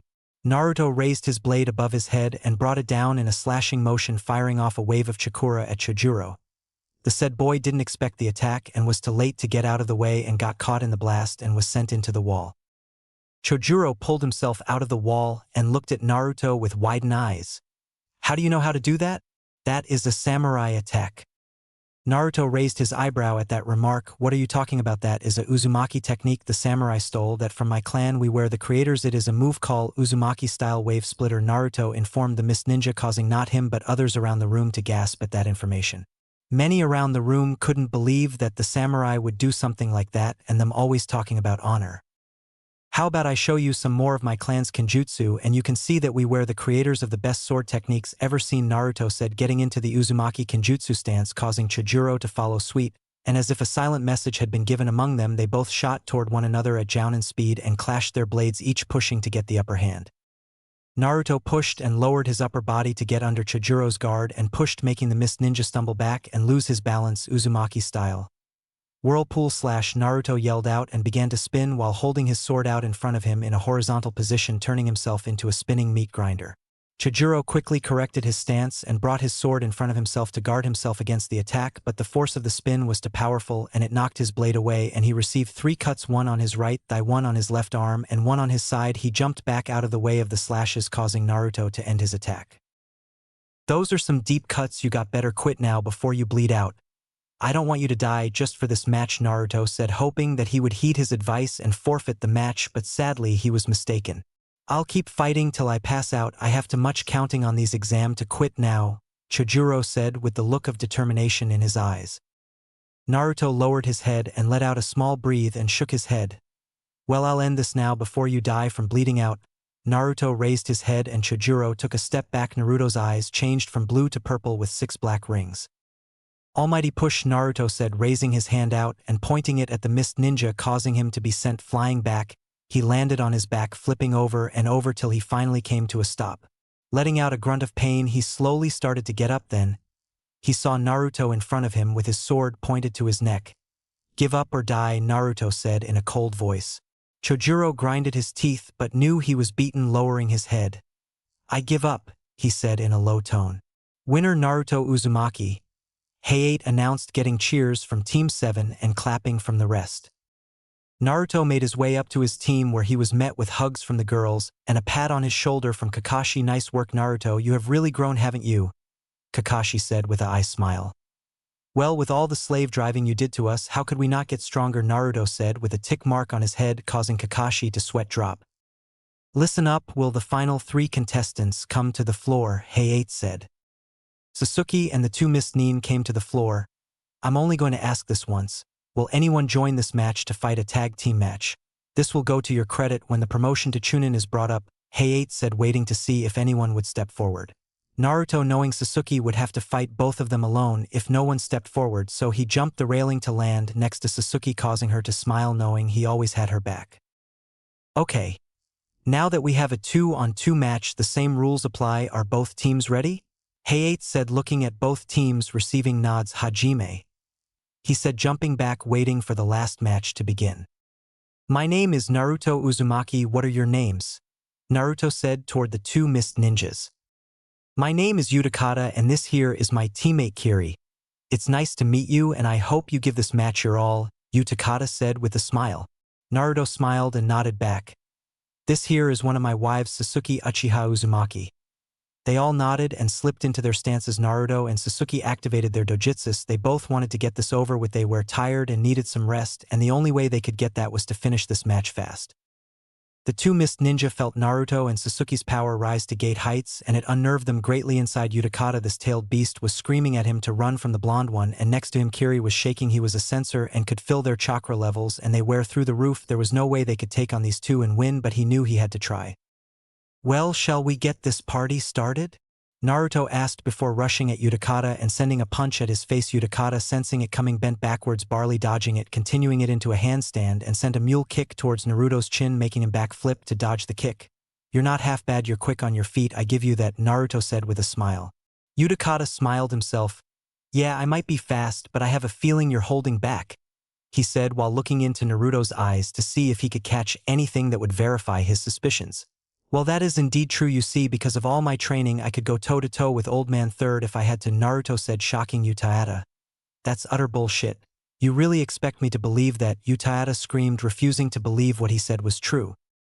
Naruto just smiled. He had bought enough time to end this. He rushed forward and slammed his hand into Uchiha's stomach. Five-prong seal. Phew! Naruto yelled. This caused Uchiha to scream in pain. Then he fell to the floor, knocked out. Then there was one. Naruto turned to face Kiri, only to see him on the ground with smoke coming off his head, where there was a bump formed on his head, causing Naruto to face fault. What the hell happened? Naruto yelled, pointing a finger at Kiri. Oh, he called me a little girl, so I slammed his head through the damn ground. Sasuke said he, a hateful tone, hating how people would underestimate her like that. Hayate, not knowing what to think, just called the match and called all those who want their matches to the center of the room. Everyone was now in the center of their room. Okay, listen up. Anko will bring around a jar. You will then draw a number which will decide who you will be fighting in the finals. Anko then went around and allowed everyone to draw their numbers. Chapter 7. Hell's Gate opens. Okay, everyone listen up.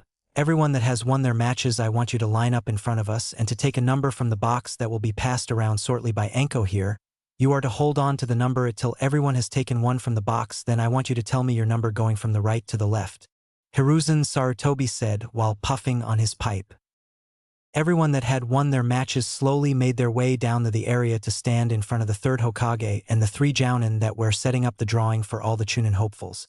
Once everyone had lined up, Naruto was looking around at everyone who had passed from the Leaf Village. There was Shikamaru, Sakura, Sasuke, himself of course, Rock Lee, Tenten, and Shino.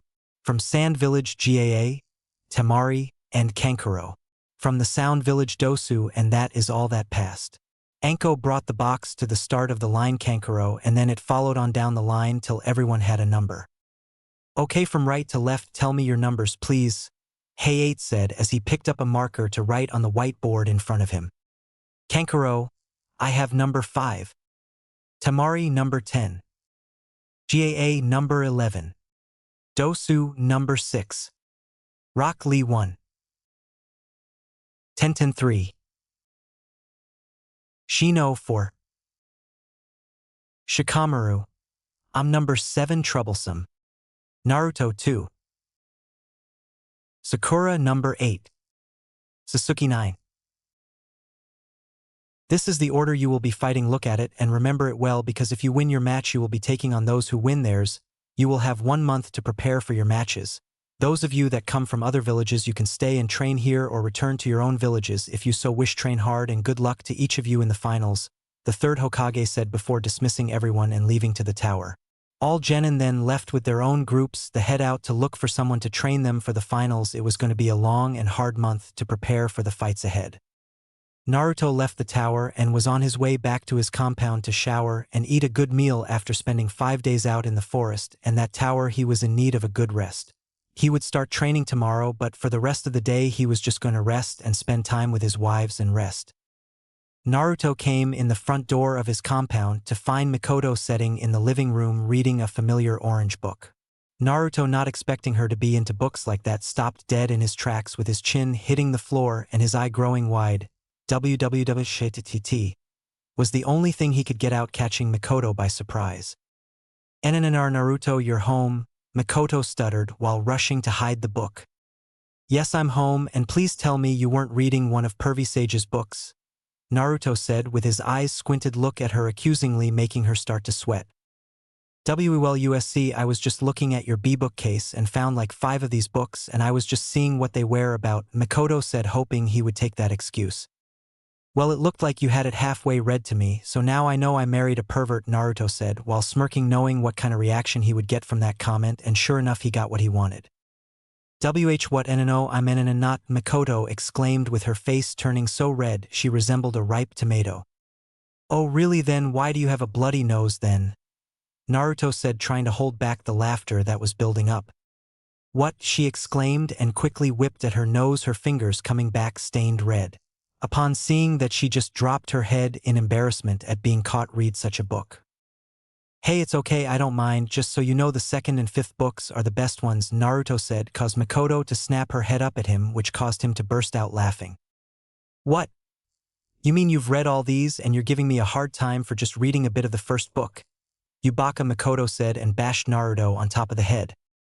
Worth it, Naruto said with swirly eyes and tears running down his face like small waterfalls. 1 month later. 1 month has passed since the end of the 2nd stage of the exams and Naruto was ready to get these exams over with. A lot has happened over the past month and one event still made Naruto's blood boil. Flashback. Naruto was on his way home after a full day of grueling training from Jiraiya, who finally returned from his mission. Although the damn perv has spent more time grilling him on him being married to 4 women and if he has made it official with them yet. But despite that, Naruto was happy to see the old man again. It has been a long time since he has felt this sore from being worked into the ground. 2 weeks have already passed and he has spent it on perfecting the upgraded version of the Rasengan and working with his summons on how to combine their attacks. He had worked hard and it was paying off. He was making great strides and he would be high Jounin level with ease, but with that he was still glad his training was over for the day. On his way home, Naruto heard the sounds of a struggle. Deciding to check it out, he made his way into an ally and he saw 4 Umbu with NE on the forehead of their masks. They had 2 girls pinned to the wall of the ally. On closer look he saw it was Sakura and Sasuke. Their shirts were ripped open and they had bruising on their faces and body. Their breasts were exposed with tears running down their faces. They were scared. Naruto's blood was boiling. The rage he felt going through him, he had never felt before. He was seeing nothing but red and he charged them. The first guy never saw him coming and Naruto took out a kunai and cut his head from his shoulders. The other 3 went immediately on guard. What the fuck do you think you're doing to Sakura and Sasuke? Naruto demanded with his eyes starting to glow and the ki flooding off him was starting to choke the 3 Umbu.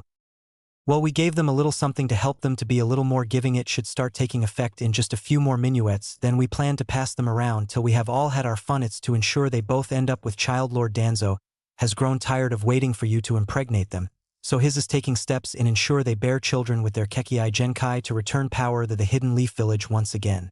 The leader of the group said with zero emotion in his voice. Well, you done and fucked up. You came after the women I love, so for that none of you will escape with your lives. In fact, I'm going to enjoy ripping your hearts out, Naruto said as he lifted his right arm and whispered universal pull. The leader of the group was lifted into the air and pulled forward. Naruto's ran some of Narumi's chakra through his arm, causing his hand to grow claws. He then shoved his hand into the man's chest and ripping out his heart and crushing it right in front of his eyes. Naruto then jumped toward the other 2, formed a Rasengan in his right hand, slammed it into one, sending him flying back and into a wall, sending him into the building. The man was dead before he hit the ground. The last man stand was too shocked at how easy this boy tore apart his squad like they were first-year academy students. Naruto, seeing his chance, went for it. He grabbed the man by the top of his head and pulled his soul out, gaining all his knowledge. He knew what their plans were and knew if he didn't get them away from the village, then he was going to lose them. Naruto made a shadow clone and picked the girls up and shunshined home. Naruto appeared in the living room with the girls. Makoto, hearing them, came to check on them. Upon seeing the shape of the girls, she ran to them and began to heal their injuries. What happened, Naruto? Makoto asked with worry in her voice and tears brimming at the corner of her eyes. Danzo sent his boy toys to try and rape them. They gave them some type of drug, but I'm not sure what it is, Naruto informed her with rage rolling off him. He wanted nothing but to rip that man's throat out and watch him choke on his own blood. Okay, can you go get the Hokage and get Tsunade while you're at it, cause I'm not sure I can get the drug out. Makoto said in a low voice with trembling hands. Naruto shook his head yes and left without a word. Chapter 8. The journey begins. It was a sunny day and all seemed well. The village was crammed with people from all over the elemental nations. They all came to see the finals there, where stalls opened to sell foods, souvenirs, and little trinkets for civilians to take home for family or friends. Everything and everyone seemed happy. But for one small group of people it was anything but a happy day. It was a day that would cause changes in their lives. For better or worse was unknown, but one thing was sure: it had to be better than what awaited them if they stayed in this place. So they decided they would take their chances in the world that was just past the walls of this hellhole they labeled a village. The people of this group were Naruto, his wives Jiraiya, Tsunade, the third Hokage, and Kakashi. Each person had their own reasons for wanting to go with the blonde, but one thing that connected them all was Naruto's father Minato. Everyone was either family or close to the man. They all wanted to protect his son and the young man's new family. So with that being decided, they all got together and made a plan that they would put into action on this very day for them all to get out of this village. Naruto, Sakura, and Sasuke were on their way to the stadium with thoughts of what happened to them the night before. Naruto looked at Sakura and Sasuke and could see the sadness on their faces, and it tore at his heart that they went through something like that. They didn't know how to even look at one another. The two female teammates, however, had something different on their minds. It was what they had to do in order to burn the drug from their systems. Yes, they were married and things like that happen with your spouse, but they were having a hard time with it because it was due to a drug that had happened and not because they wanted it to. They always thought their first time would be something special shared between them, not because they had to do it to burn the drug from their systems or risk it causing permanent damage to their bodies, leaving them barren. Flashback to the night before. Naruto came rushing through the front door with the Hokage and Tsunade to see Makoto crying while trying to purge whatever drug it was running through her daughter's and Sakura's systems. "Mikoto-chan, how are they doing? Any change?" Naruto asked in a rushed panic. "No, they're still just laying here breathing rapidly. I don't know what else to do," Makoto said worriedly. "Okay, step aside, let me have a look at them," came Tsunade's voice from behind Naruto. Everyone stepped aside to allow Tsunade to do a checkup on them. Naruto came up beside Makoto and wrapped his arms around her to help calm her nerves, as they all waited on what the report was going to be. Naruto felt this was his fault. He should have kept them safe and not let anyone touch them. He should have known that someone would try something from the way everyone hated him, but he let his guard down thinking they could protect themselves from regular civilians. He didn't take into account of there being ninja in that group. Also, now they're paying the price for that. "Naruto-kun, can you tell me what happened that way? The ones responsible can be punished for this," the third Hokage said while watching Tsunade do her work. "Well, Gigi, the ones that done this are all dead. The wear Andu with the letters NE on the foreheads of their masks, but the one that sent them was Danzo," Naruto said while saying the name Danzo like it was the vilest thing in the world. The third Hokage narrowed his eyes. "What are you after, you old war hawk? One thing bothers me though. When I read the minds of one of the Andu before I killed him, I learned that during the finals Danzo is going to help Orochimaru when he attacks the village. Their main goal is to take you out and take over as Hokage. Then he is going to use Makoto, Sasuke, and Haku as breeding machines to get more bloodline users. I won't let that happen, even if I have to level this village to stop it." Naruto reviled to the Hokage, shocking him and Makoto at what they learned. "Okay, I ran the diagnostics jutsu on them and have found out what drug they gave them. It was an aphrodisiac, and before you as know I can't purge it from them. It has already taken effect, and the only way to get it out is to make their bodies burn it out, and there is only one way to do that," Tsunade said with a blush creeping onto her face and breaking Naruto and the third from their conversation. "Well, that's great, right? So let's get this over with. How do we burn it from their systems?" Naruto asked, being his dense self. Makoto punched him on top of his head while having a massive blush on her face. "Oh my god, even you can't be this dense. You should know the only way to burn it out of their systems is to have sex with them till it is burned out of their systems," Makoto yelled out of embarrassment, causing Naruto's face to turn completely red.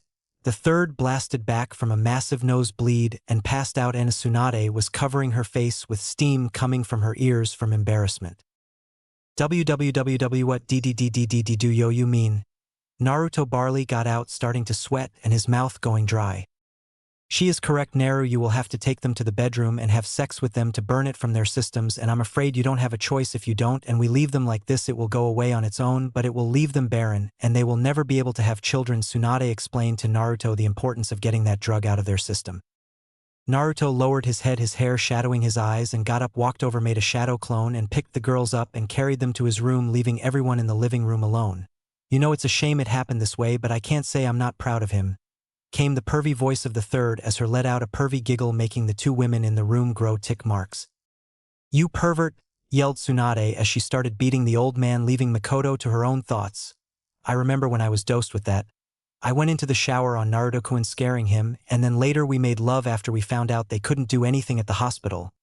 We have made love a few more times after that, and I can say those two are in for a great time. After all, Naruto is even more blessed than my late husband was. Mikoto giggled with a drop of blood coming from her nose. Warning: lemon. Skip if you don't like or don't want to read. Naruto closed his bedroom door and turned to the girls laying on his bed. They were rubbing their thighs together while looking at him. Naruto lowered his head. This makes twice this has happened, first to Mikoto-chan and now with them. This makes twice that I'm forced into rushing our first time together.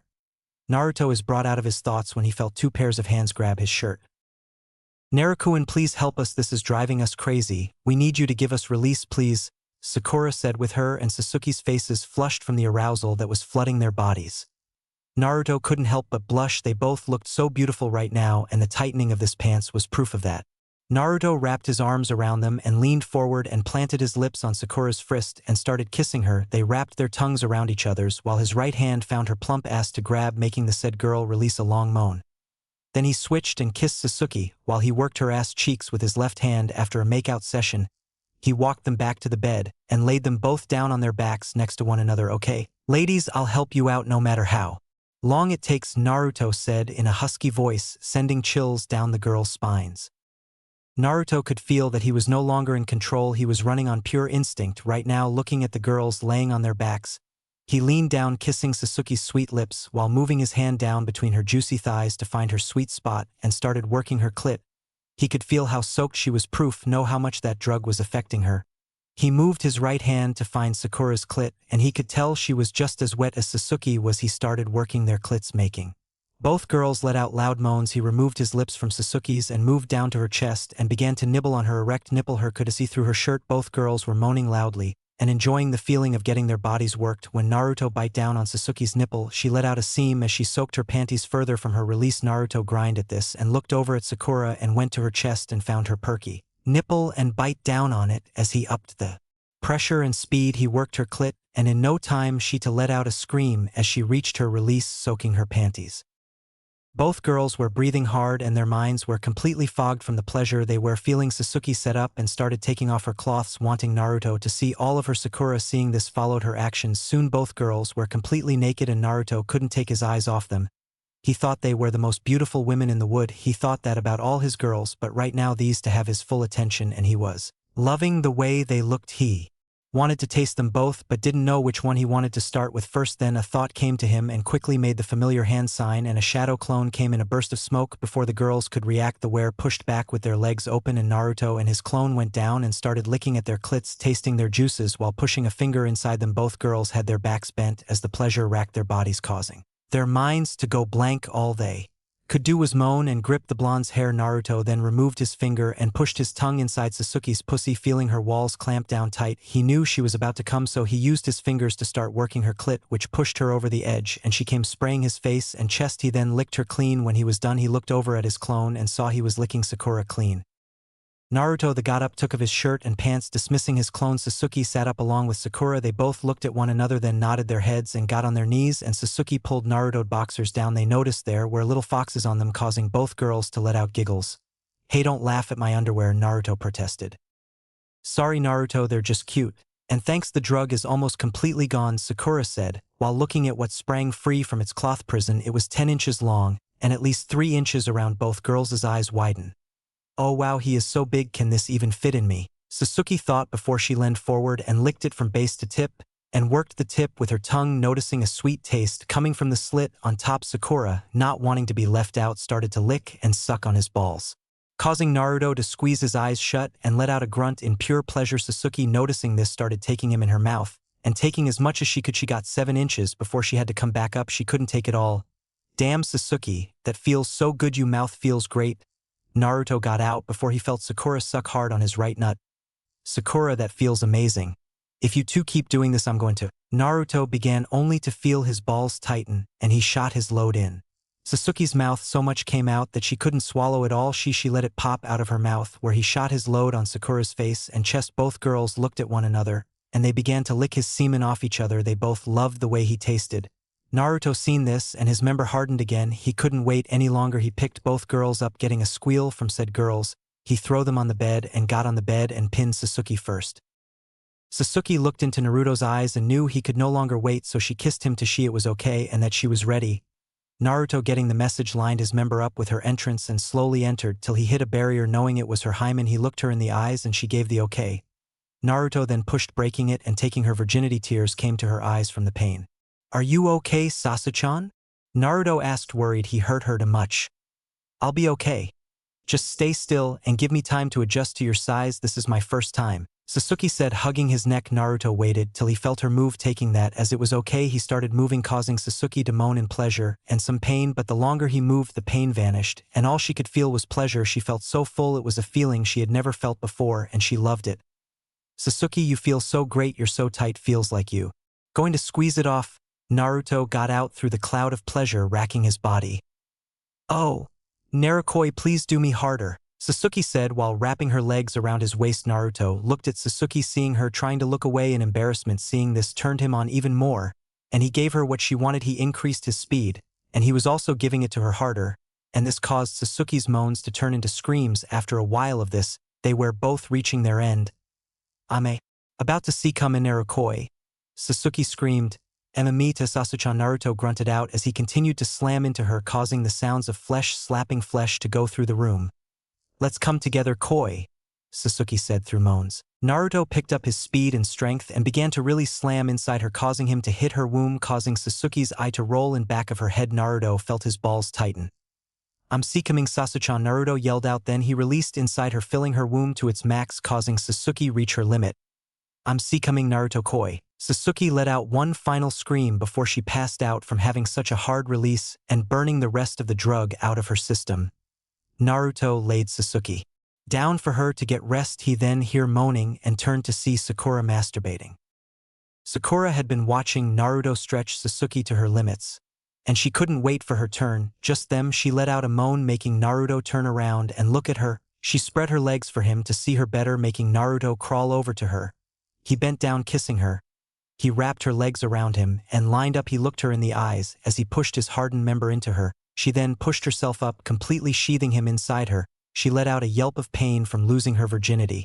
Naruto waited for the pain to subside before he began to move. Sakura was in heaven. She could feel him stretching her, and she felt so full, and he was hitting spots that she could never hit with her fingers. Her mind was completely blank at this point. She couldn't think of nothing but the pleasure assaulting her nerves.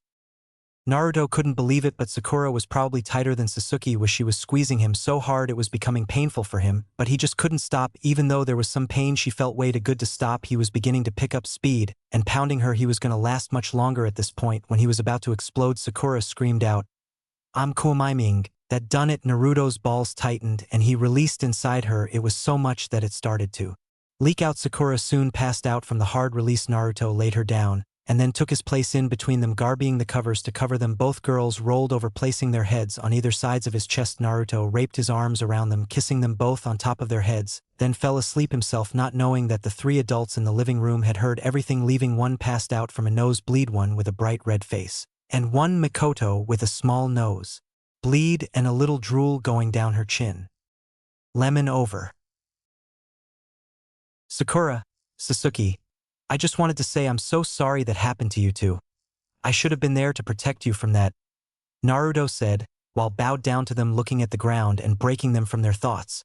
Both girls came to with huge blushes. They looked at Naruto, each not liking seeing him like this. "What, Naruto, you have nothing to apologize for. You were out training the same as us. No one could have known that was going to happen," Sakura said while stepping forward and placing a hand on the right side of his face, causing him to look up and into her eyes. "She's right, you know, and besides we were both tired from training all day ourselves. If weren't so tired, we would have kicked their asses so hard," Sasuke said while coming to stand beside Sakura, giving Naruto a lovely smile. "You guys, I still feel responsible. It is my responsibility to protect you and the others, And to keep each of you happy, Naruto said, lowering his eyes, feeling like he had let them down. Sasuke stepped forward, placing her lips on Naruto's in a tender kiss. Naruto, you didn't let us down, and you did protect us, and then later you made both of us extremely happy right after. Sasuke said with a sly grin, making Naruto blush, remembering what they'd done, causing his pants to get a bit tight. Naruto, is that a kunai in your pocket? Sakura asked as she stepped closer and grabbed it. Nope, you just happy to see us, Sakura finished while giggling as she watched Naruto scramble to try and hide his boner. Okay, I get it, but we better hurry or we're gonna be later, then our plan is gonna backfire on us, Naruto said, switching to business mode, causing the two women to nod, and all three took off to the arena. At the arena, Naruto, Sakura, and Sasuke were standing in the center of the arena next to all the other participants. Looking around, there wasn't an empty seat in the place. You could see there was a section for all the daimyos and their guards, then there was the box for all the kages, then one for all the participants to wait their turn to fight. The crowd was so loud you could feel the entire place shaking from the noise. Listen up, I'm going to be your proctor. My name is Genma Shiranui, and take a close look. This is the new order the fight will be taking place, said Genma, holding out a sheet of paper showing the new lineup for the fights. Looks like I won't be fighting that Dosu guy but Shikamaru instead, Kankuro thought to himself. Shikamaru looked at the lineup. Why do they have to change it now? I have to come up with a better strategy now. Troublesome. Now I need the first two fighters to step forward, the rest go to the waiting area and wait your turn. So will Naruto, Uzumaki, and Rock Lee step forward, Genma said, and Naruto and Lee stepped forward while everyone else went to the waiting area. Both Naruto and Lee took their positions and waited for the start of the match. Are both fighters ready? Genma asked, getting nods from both Naruto and Lee. Then fight, Genma finished and jumped back to give them room to fight. Naruto took off after Lee in a Jounin-level speeds. Lee barely had time to counter the punch aimed at his face. Why are you in such a hurry, Naruto? Lee asked while grunting at the power in Naruto's punch. I'm coming at you with full power, Lee, so you better come at me the same. I want to know who is really stronger, so show me your true power, no more holding back, Naruto said with a smile, showing Lee that he wanted to see what he could really do. Lee nodded, and then both jumped back. Lee landed and took off his weights and fashioned them into a staff. Naruto landed and made a hand sign and yelled release, then took off his jacket and shirt.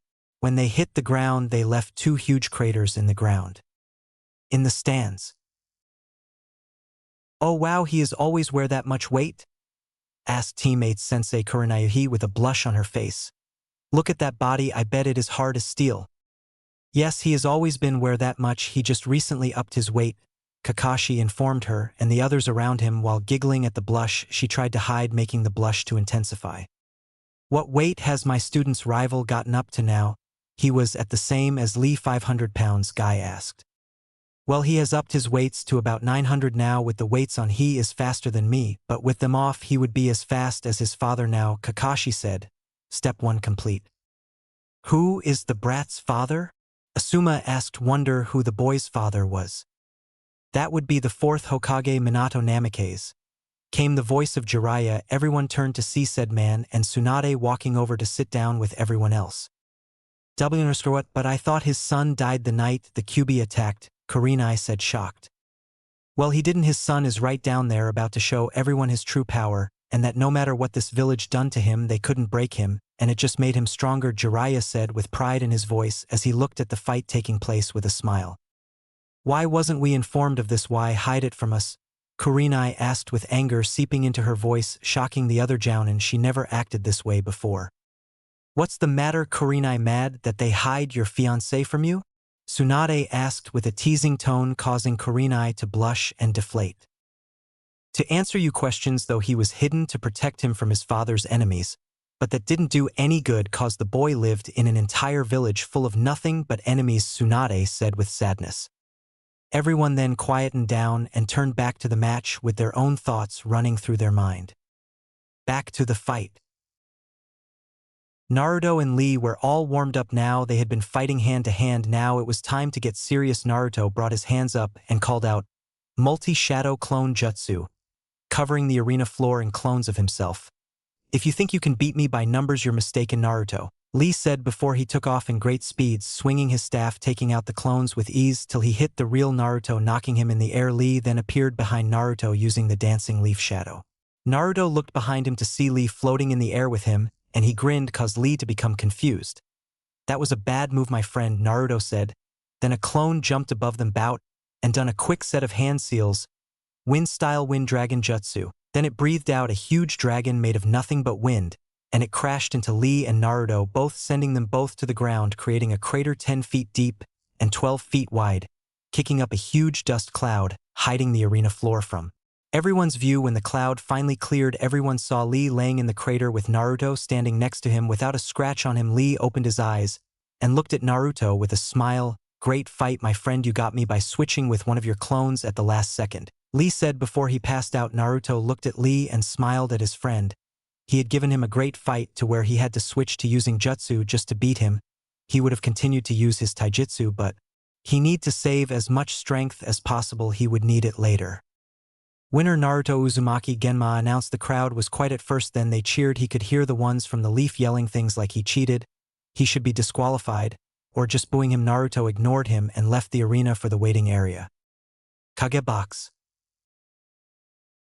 "That boy is way stronger than a Chunin. I'd say he is Jounin level with that wind jutsu as prof, cause it is an A rank," came the voice of the Raikage. "Indeed you are correct, AE. I had no idea the boy was so strong. He was hiding his strength this entire time. I'll have no choice but to give him the rank of Jounin after this," Hiruzen said, while smiling at the display Naruto showed. "That brat looks like another man. Are they related?" came the voice of the Tsuchikage. "What person do you think he looks like, Inoki?" asked the Kazekage. "That damned Minato Namikaze. The brat has the same hair color. Hell, he could be his clone," Inoki said while squeezing the armrest of his chair. "Well, I got to say he is a handsome young man and he is strong too, so who cares who he is related to?" The Mizukage Mei Terumi said while looking at the boy and licking her lips. "I wonder if I can get him to go on a date with me while I'm here." "Well, to be honest, Inoki, he is Minato's son. The boy has had a very hard life. Just listen to the crowd, and you can tell what kind's life the boy has lived. He has been in the hospital more times than a seasoned umbu, and it was from his own people," Hiruzen said with great sadness. Step 2 complete. All the Kages done just that. They looked out at the crowd and listened to them and the reaction to Naruto, and then looked at the boy himself, and they could tell that he was used to their reactions to him by how he was able to just ignore them like they were just part of the background, and it didn't take them like to connect the dots of him being a Jinchuriki.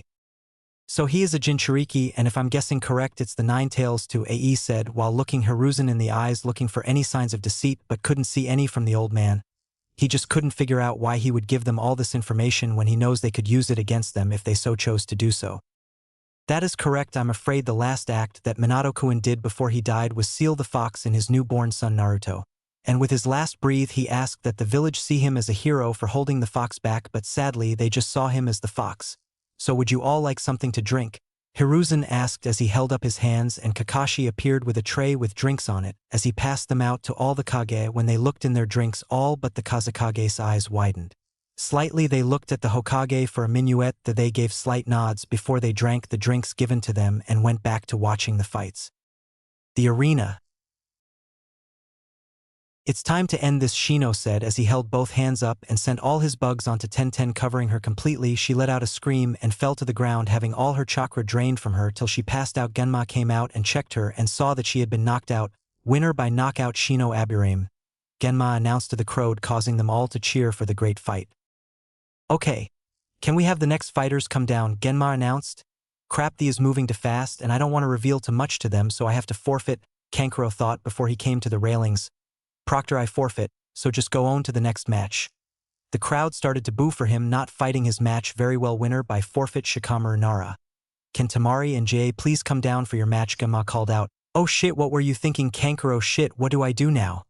Tamari thought to herself, then she felt herself start to feel sleepy. Releasing it was a genjutsu. She make a hand sign release, dispelling it and looking around to see Sand and Sound Ninja coming out to do battle with the leaf.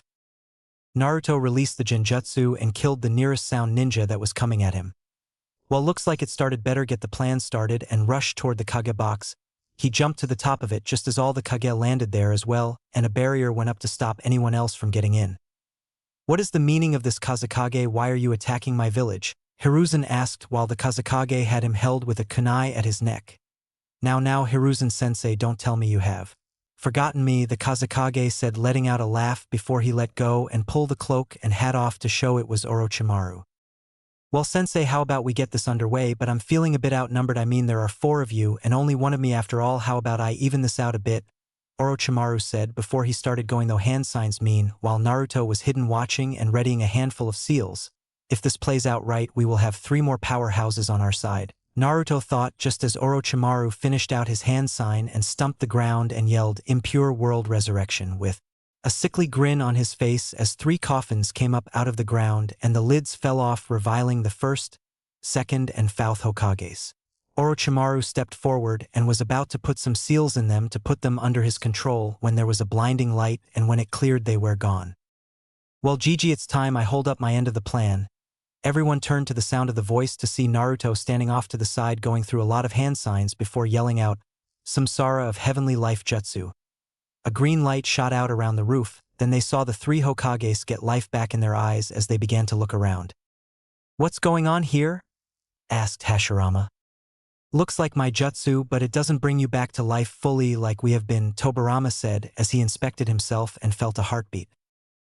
The last thing I remember is saying goodbye to my wife and son, Minato said as he looked around and noticed where they were. I'll tell you what's going on. The village is under attack by Orochipedo. He used the impure world on you. I used my eyes to fully bring you back. You are alive again, so we could use your help to kill this asshole if you don't mind, that is, Naruto said, getting their attention and getting them ready for battle. Orochimaru looked around and knew he had no choice but to retreat for now, but he would kill that brat for ruining his plans. Looks like I'll be leaving, but know this, I'll kill you for this, Naruto Uzumaki, Orochimaru said as he sunk into the ground taking his guards with him. The barrier came down when Orochimaru was able to escape. Naruto went through a few hand seals and another barrier came up surrounding them all. What's the meaning of this? E shouted, looking around for the one responsible. Sorry Raikage, but I need a minuet of your time, Naruto said, catching their attention. Well you have it, what's this about? Asked Tobirama. Well I'd rather just show you all if that would be okay, Naruto asked while looking at his father. That would be okay Naruto-kun, just show us, it would save a lot of time and questions too I'm sure, Hiruzen said, guiding Naruto to do a few more hand sign and then said, Memory share jutsu. All at once everyone could see everything that Naruto has been though from his earliest memory right up to the point of him doing the jutsu. They saw it all, including their plan to leave the village by the time it was done. Needless to say they were all in for helping them get away. The 3 newly alive Hokage even decided to go with him cause the village has sunk so low as to treat a kid like that. It is nothing like they wanted it to be and has given into the darkness that they fought so hard against when they were younger. Naruto my son, I'm so sorry, I thought they were better people but I can see my faith in them was misplaced, Minato said as he came up and gave Naruto a hug, causing said boy to let out a few tears. It's okay Dad, but we can catch up later, we got to get while the getting is good and we need to capture 3 people on the way out of the village and take them with us. They are the Kazekage's kids cause the Yuge girl Jie, she is like me but I think she has had it worse and I don't want her to have to return to that life, Naruto said. They all agreed and Naruto dropped the barrier and they all took off. Hashirama, Tobirama and Minato put on a henge to hide who they are. It would just freak people out and make it harder to escape the village if they didn't change their looks. The village was a madhouse, ninja fighting everywhere. They had giant snakes tearing down the walls, bombs blasting all over the place, so it was easy to get out of the village. Everyone that were leaving with him had already left and they all knew the meetup point was in Wave at the bridge builder's house. So here we have Naruto, Hiruzen, Minato, Ai, Mia, Aniki, Hashirama, and Tobirama tree hoping at the speed of a level Kage ninja, which surprised them that Naruto could keep up with. But when all they saw from the boy, they knew he was a Kage level ninja and could keep up with them if they fought with their speed. It didn't take long for them to get to Wave. Naruto and company landed in Wave Country to have a big surprise there, where quite a few ninja from the Leaf there waiting. Naruto got into a fighting stance thing. They had been caught, but Kakashi came up to the front of the group holding his hands up. Wow, calm down Naruto, no one here is gonna hurt you. They all agreed to come with us, they want to follow you. They have seen the road the Leaf are taking and don't want to be a part of that, so they want to come with us to get a fresh start in the new village we're going to build, Kakashi explained. Naruto looked at him but relaxed and nodded and waved for them to all follow him. He lead them to the dock to one of Gato's old ships that Tazana let him buy off him a week ago, who knew it would come in handy. They all got aboard the ship and set sail. He then went up next to the man that was steering the ship and got everyone's attention. Listen up everyone, we are heading for my people's home. It's called Yuzushigakure. It was destroyed but the hidden stone village, but we are going to rebuild and we are going to have alliances with the villages of Mist. Mei stepped forward and went to stand next to Naruto. Cloud Ae came up to stand next to Naruto. And Stone Aniki came up as well, even thought it was reluctant. We will help support each other in our times of need, even if it is just with supplies, or if they got to war we will be there. With a helping hand, it's time we start working for peace. Let's show the old grumpy men here that we can truly have peace, that we don't need to fight anymore. I know it won't be easy to change other people's minds or their ways, but it can be done, and we will be the ones to do it. You are no longer ninja of the leaf, but ninja of Yuzushigakure. Naruto finished his speech, and all the ninja cheered with joy and wonder on what the days ahead are to bring. Okay, it is finally getting started after so long, and I'm sorry that it took me a while to get back to writing. Had a death in the family, then had to be there for my mother and help her out since my father passed. The work kept me tied up too, but finally I'm able to get back to my story. But Arnar, let me know what you think, and if you have any ideas I'll listen to what you have to say, and if I can add them to my story without it derailing my story, I'll try. Hope you all are Chapter 9. The Sacrifice. The sound of wind rushing and waves splashing against wood were the sounds that greeted Naruto's ears as he leaned on the railing of the ship, as he kept his eyes on the horizon looking for the island that would become his new home. He couldn't believe everything that has happened. He was forced to marry 4 women. Then he had to stop ninja from his own village from raping them. Then he had to put a plan together at the last minute to get them out of there. Then he brought 3 dead Hokages back to life. And now he was sailing across the ocean with about 50 ninja from the Leaf that all decided to abandon their home to travel with him. That was a lot to happen in just a month, but that was a life of a ninja. Naruto was brought out of his thoughts, but the sound of footsteps coming up behind him. Turning, he saw that it was his father. "Hey, Souchi, what's on your mind?" Minato asked, wondering what was troubling his son. "Hey, Tozen, just thinking about everything that has happened. It's all hard to believe," Naruto said, looking back out to sea with his father coming up to stand at his side. "Yeah, Hiruzen filled me in on everything, and I must say I'm proud of you. You have become strong, and you use that strength to protect the people that are precious to you. You keep going and never give up even when others have, and I got to say you are one lucky man. You got 4 beautiful wives that believe in you and trust you. A father couldn't ask for a better son than you," Souchi, Minato said with a smile big enough to split his face. "Thanks, Tozen," Naruto said with tears starting at the corners of his eyes. No need to thank me, I'm just tell you the truth, and I know I'm not the only one here that feels that way. Look at how many have followed you. Do you think they would do that if they didn't believe in you?" Minato said as he waved his hand at everyone that was walking among the ship. Naruto turned and looked. He could see Kakashi sitting on the side of the ship reading his little orange book, like always trying to ignore guys shouting about flames of youth. He then saw his wife Mikoto ordering Konohamaru and his 2 friends Udon and Moegi to help her gather the food for her and some others to cook for dinner for everyone on board. Then there was Sakura and Sasuke talking to their other friends Shikamaru, Choji, Kiba, Ino, Hinata, Shino, Niji, Rock Lee, and Tenten. Then Haku was talking with Zabuza and Anko, who seemed closer to one another. Naruto smirked at that. His sister figure had found someone. He continued to look around the ship, seeing everyone that he cared about on the boat, even the Ichiraku's Tuchi and Ayam were there. Naruto smiled at that. "You're right, Tozen. Guess I need to pull it together, don't I?" Naruto said, feeling a lot better now that he saw everyone's smiling faces. "Yeah. Being all moody doesn't suit you at all, and besides we have finally arrived. Look," Minato said as an island came into view. Naruto turned and saw the island and smiled. He was finally here. Now they could finally get started on rebuilding and return his people's home to its former glory. If he only knew what awaited him on that island and what it would mean for him. The ship came to a stop and the anchor was let down. The reason was there were whirlpools all around the island, and they were big enough that they could swallow the ship they were on whole.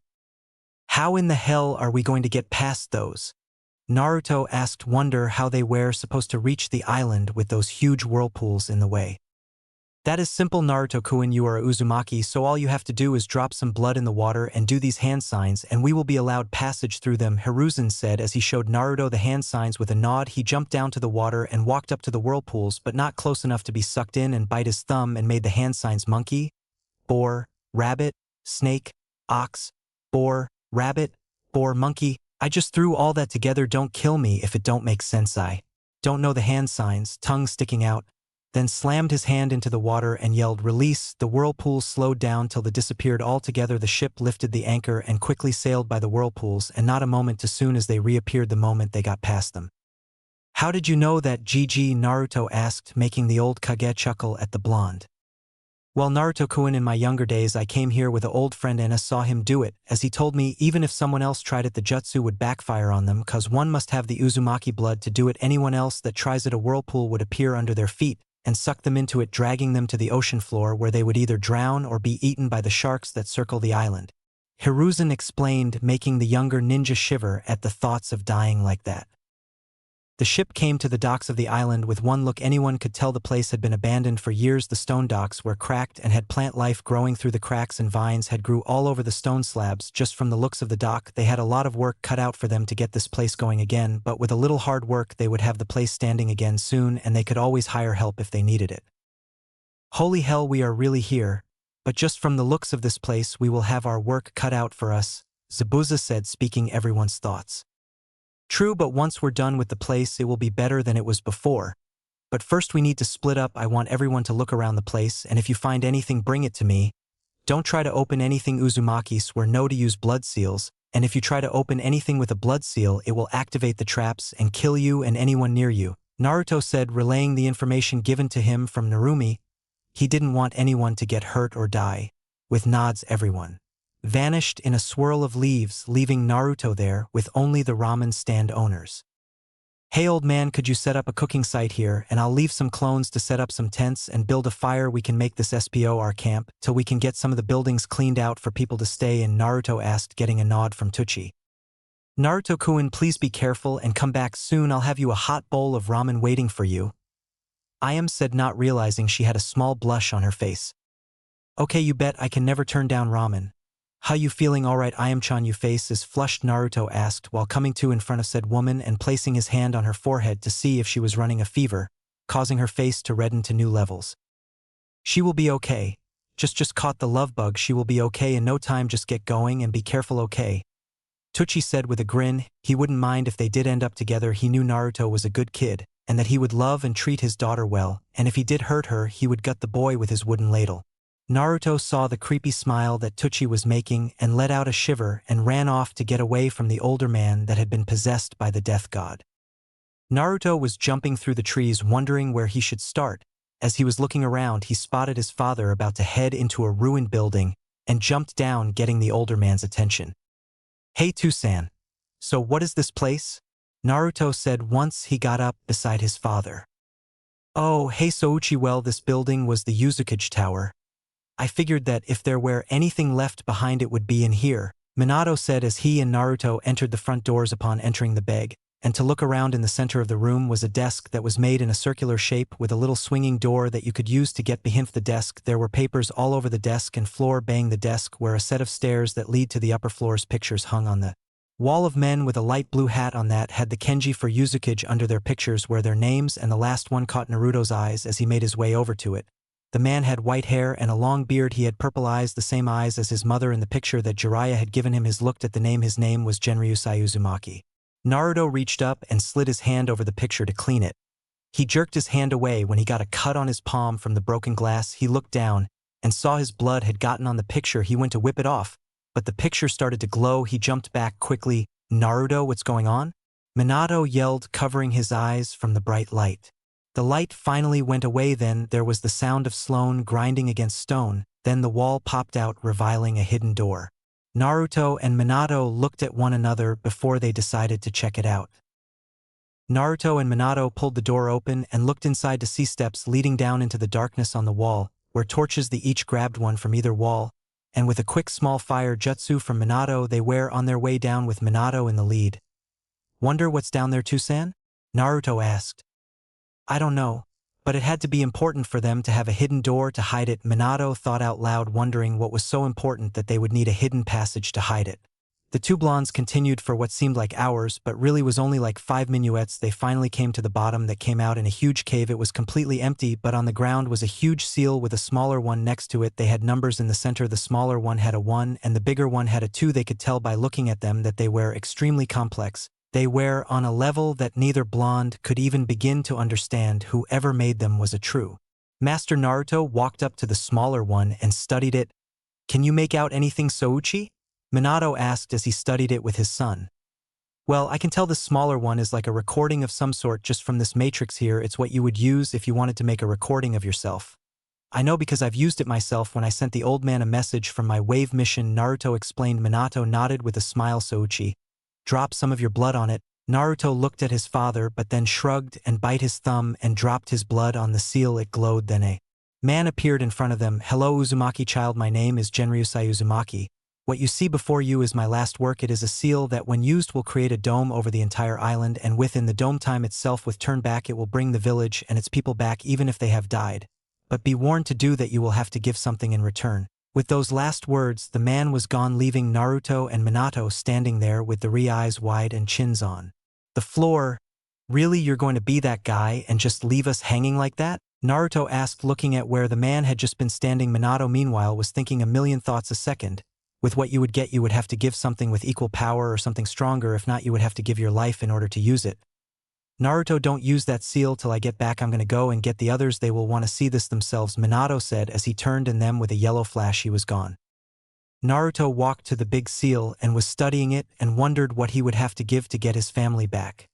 I'd give anything to have my family back, he thought as he placed his hand on the seal, not seeing the blood he had on the thumb from just biting it. The moment his blood touched the seal, it lit up as bright as the sun and electricity shot into the air. The entire cave shook so hard that Naruto fell on his back. The air became thick with chakra and the pressure from it caused Naruto to slam back to the ground, unable to even lift a finger. The pressure got so intense it felt like his chest was going to cave in on itself. Tears began to fall from his eyes from the pain he was feeling. Man, I got to get out of here or I'm going to die from the pressure this damn seal is pumping out, Naruto thought, but he couldn't move. How was he going to get out of the cave? Just as he thought he might die, the pressure left and there was a beam of light that shot up then was gone. What the hell was that? Just Hen, his father, returned with everyone else. Naruto, Yubaka, I told you not to activate that seal, Minato yelled as he slapped his son upside his head. Hey, I didn't mean to. I only touched the seal. I didn't think I still had blood on my thumb, Naruto yelled with his left eyebrow twitching with a tick mark on his forehead. They sent glares at one another and Minato was about to say something when there was another light. When it was going, there stood the Shinigami and she looked pissed. Whoever just used that damn seal, your life is forfeit, said the death god as she came closer to the group. Everyone was shaken from the way she was looking at them. Shinigami-sama, please don't take my Souchi.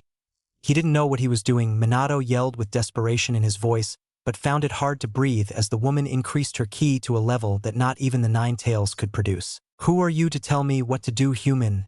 Shinigami said, turning on Minato, making him bend over to try and catch his breath. Naruto stepped forward with a chill running down his spine from all the ki in the air. Shinigami-sama, please don't hurt anyone else. It was me that activated the seal. I didn't mean to, but I had blood on my hand and it got on the seal. Naruto tried to explain what happened, but was having trouble controlling his nerves.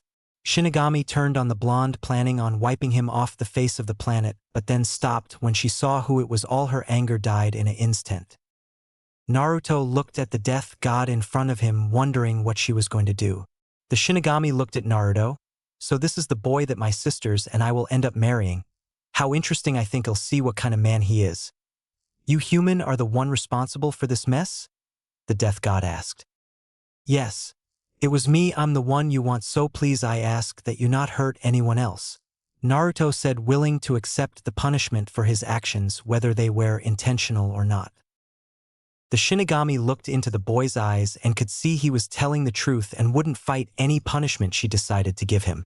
She let out a breathe. Listen, human, you just caused all the souls from this island to be brought back. Right now the hands of time are being turned back. In fact, if you all weren't in this very cave, you would begin to de-age till you would disappear altogether. Everyone standing in the cave let out gasps and moved further from the entrance so not to chance being affected from the seal, then focused back to the Shinigami. No one noticed that 5 people slipped from the crowd. Hell yeah, to be young again. Hiruzen yelled while letting out mad laughter followed, but 4 others doing the same as they made it outside, noticing that they were beginning to get younger.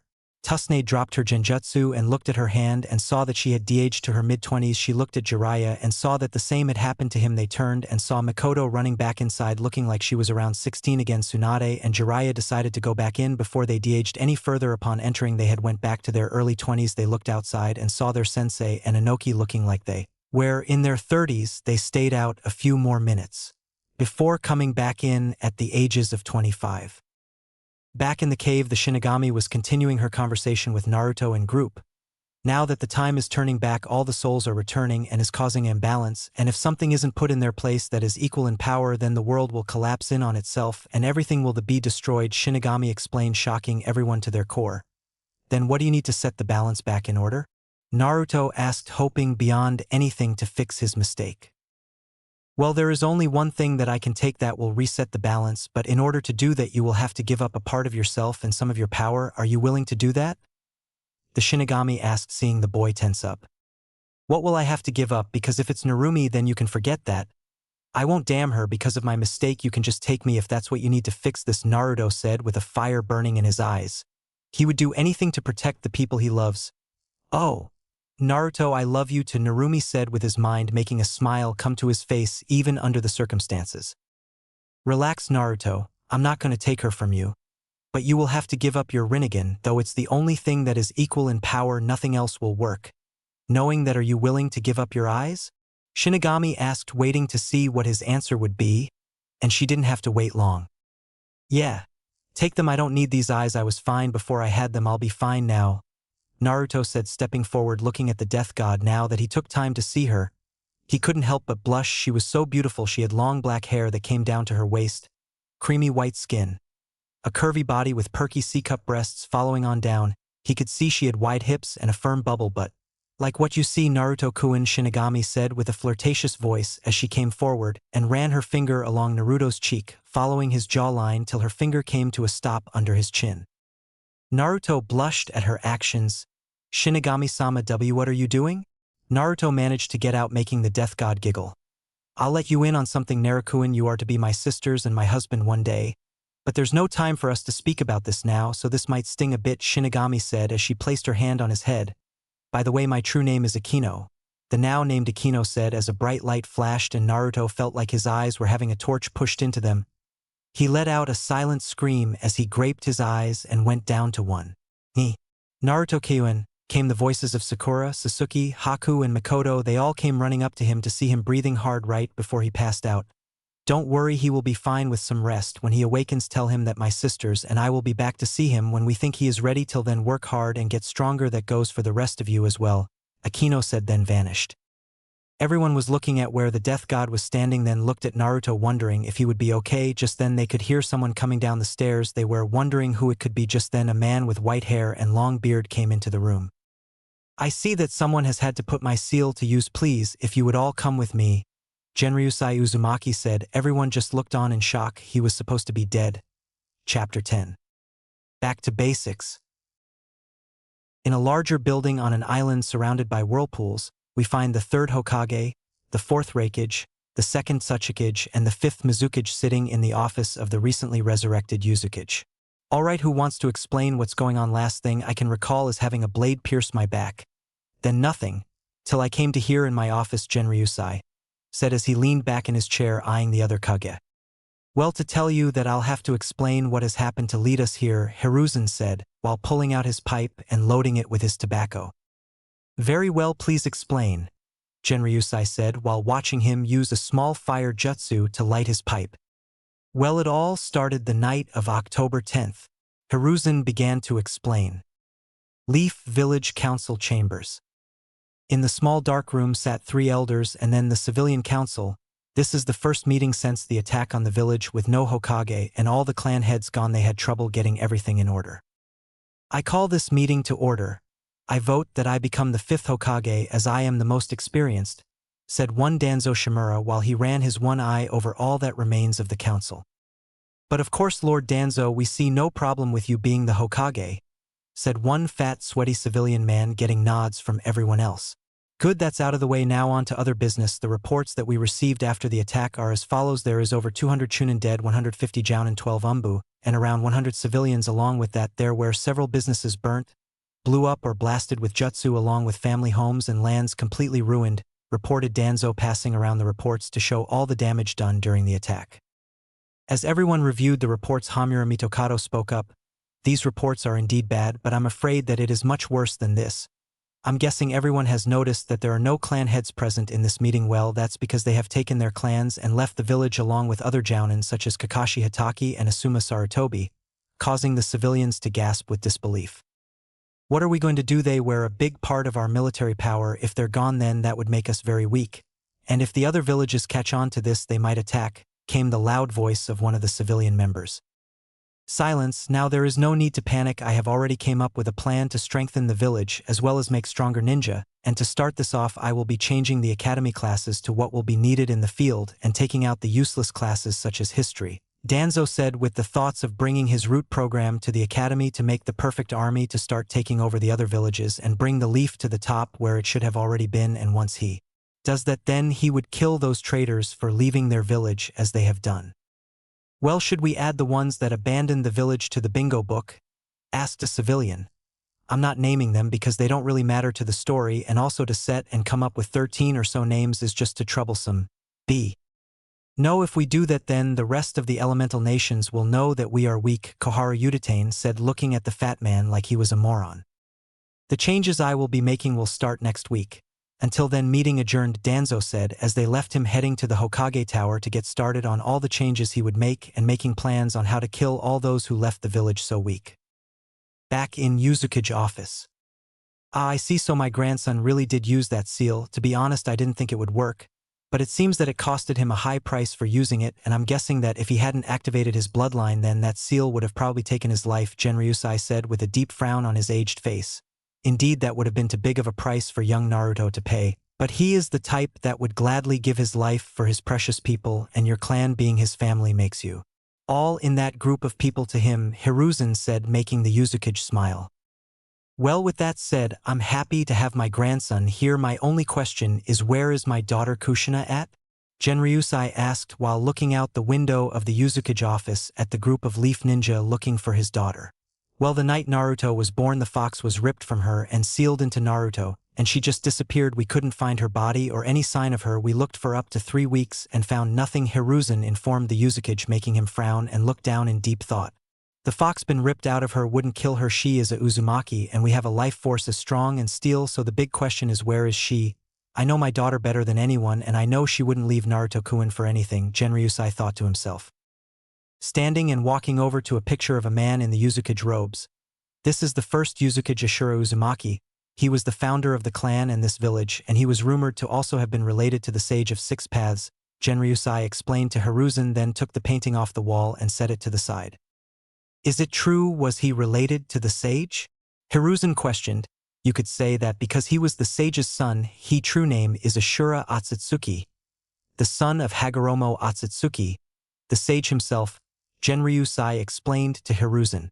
Genryusai then bit this thumb and whipped the blood on the wall where the picture was hung a moment ago, and the wall opened to reveal a safe full of scrolls. He reached inside the sage and pulled out a red scroll. If you don't mind me asking, what is that scroll? Hiruzen asked, his curiosity piqued at what the scroll could be. This scroll is something I made when Kushina was young. She had a bad habit of wandering off to places she shouldn't have been, and she would even get into troublesome situations because she was too curious for her own good, Genryusai explained, when chuckling about his daughter was when she was but a small child, how he missed those days. Hiruzen, hearing about Kushina when she was younger, couldn't help but smile a bit and let a round of chuckles escape his throat, knowing exactly what the man was talking about. Genryusai walked to the center of the room and laid the scroll down on the floor and unrolled it to reveal a sealing matrix. It was very complex and hard to decipher. It was truly a work of art and done by a true master. Now what I'm about to do is reverse summon Kushina here, so we can find out what happened to her, Genryusai explained as he bit his thumb and ran through 30 hand seals, then slammed his hand down while yelling reverse summoning. Then pumping in a huge amount of chakra, enough to summon 3 boss-level summonings. There was a huge poof of smoke that filled the room.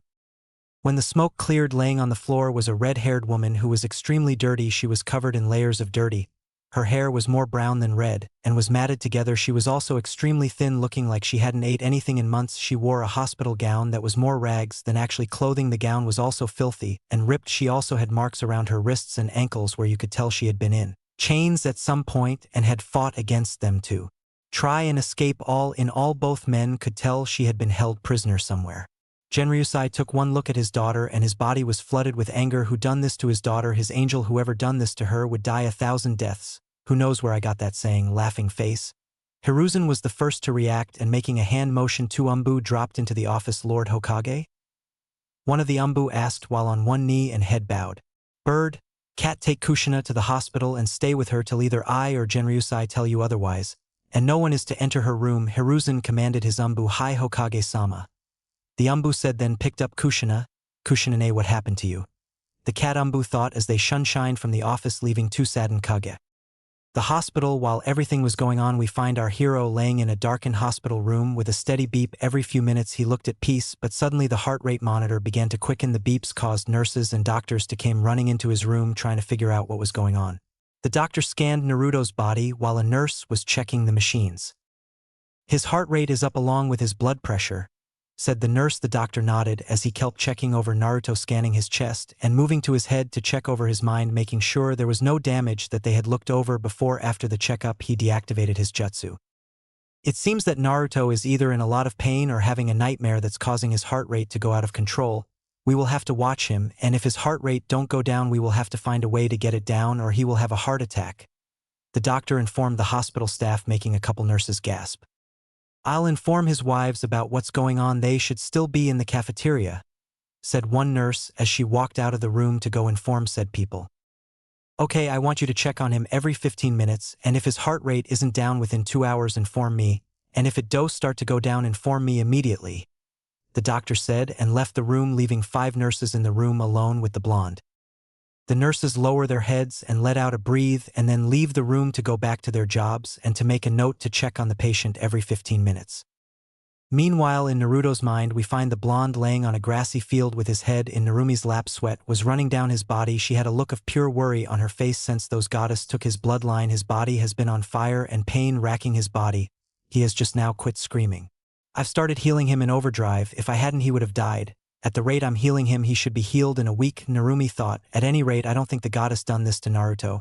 This has to be the work of another source. I think we will need to talk about that when he has awakened and is feeling better.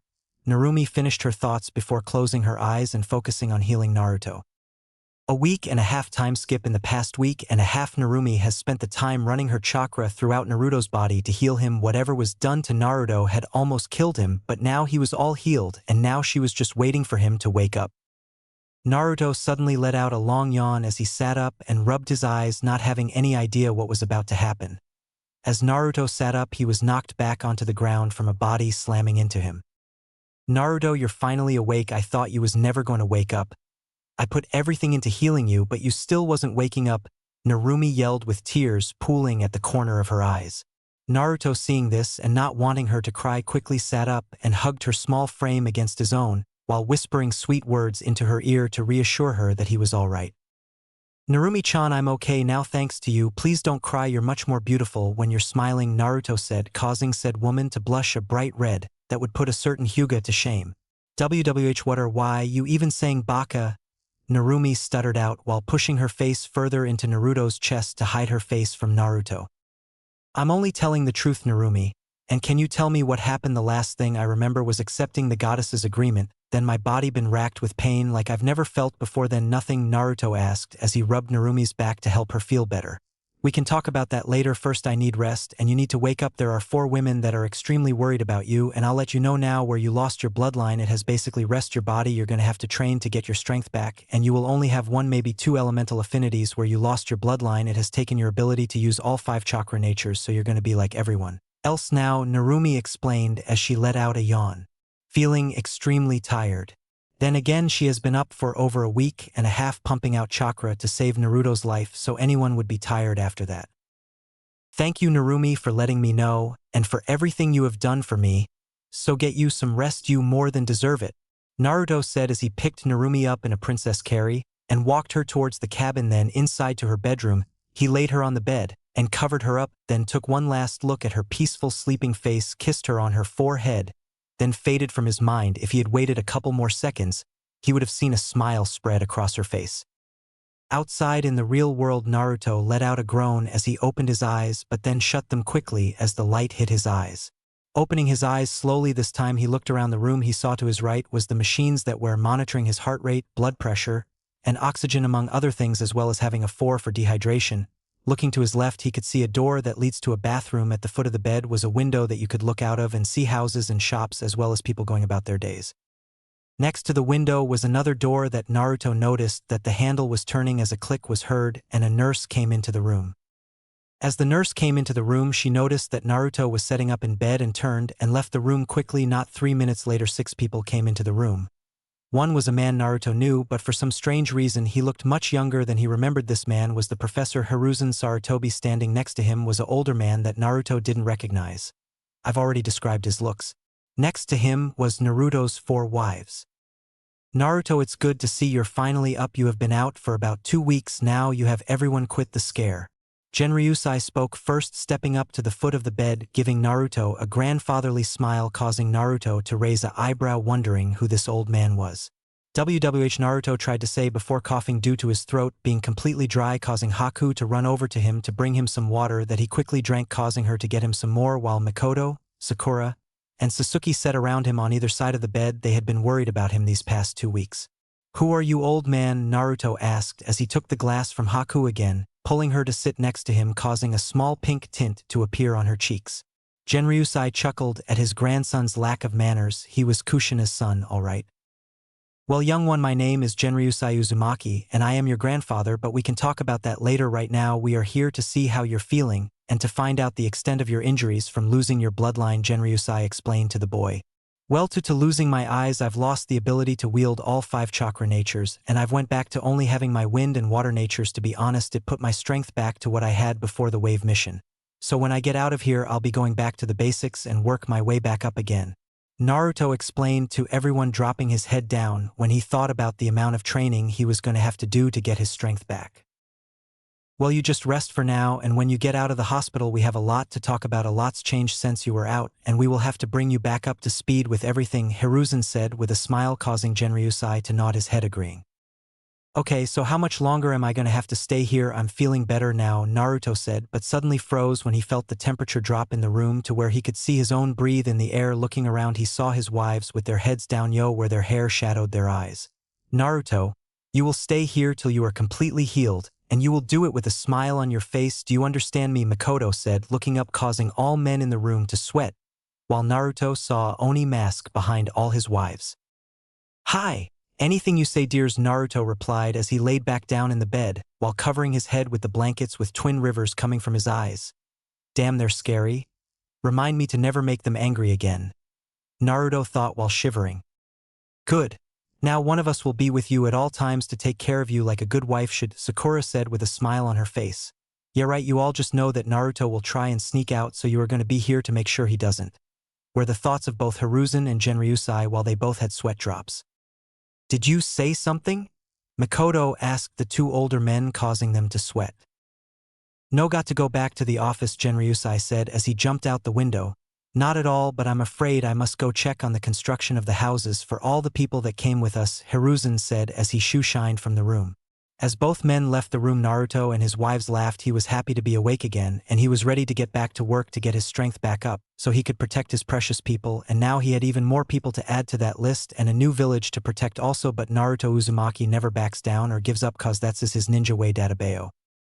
And, "Hello everyone, I'm finally back. Sorry it's taken so long, but it's been hell here due to COVID-19 outbreak. My job has had us working 6 days a week and only having 1 day off. I've just been too tired to do much of anything, but this weekend they gave us some time off, first time in like 8 months, but I'm back. Hope you enjoyed the story, and I hope I'm able to write you some more soon. Please read and review, let me know how you liked it. Bye for now." Chapter 11.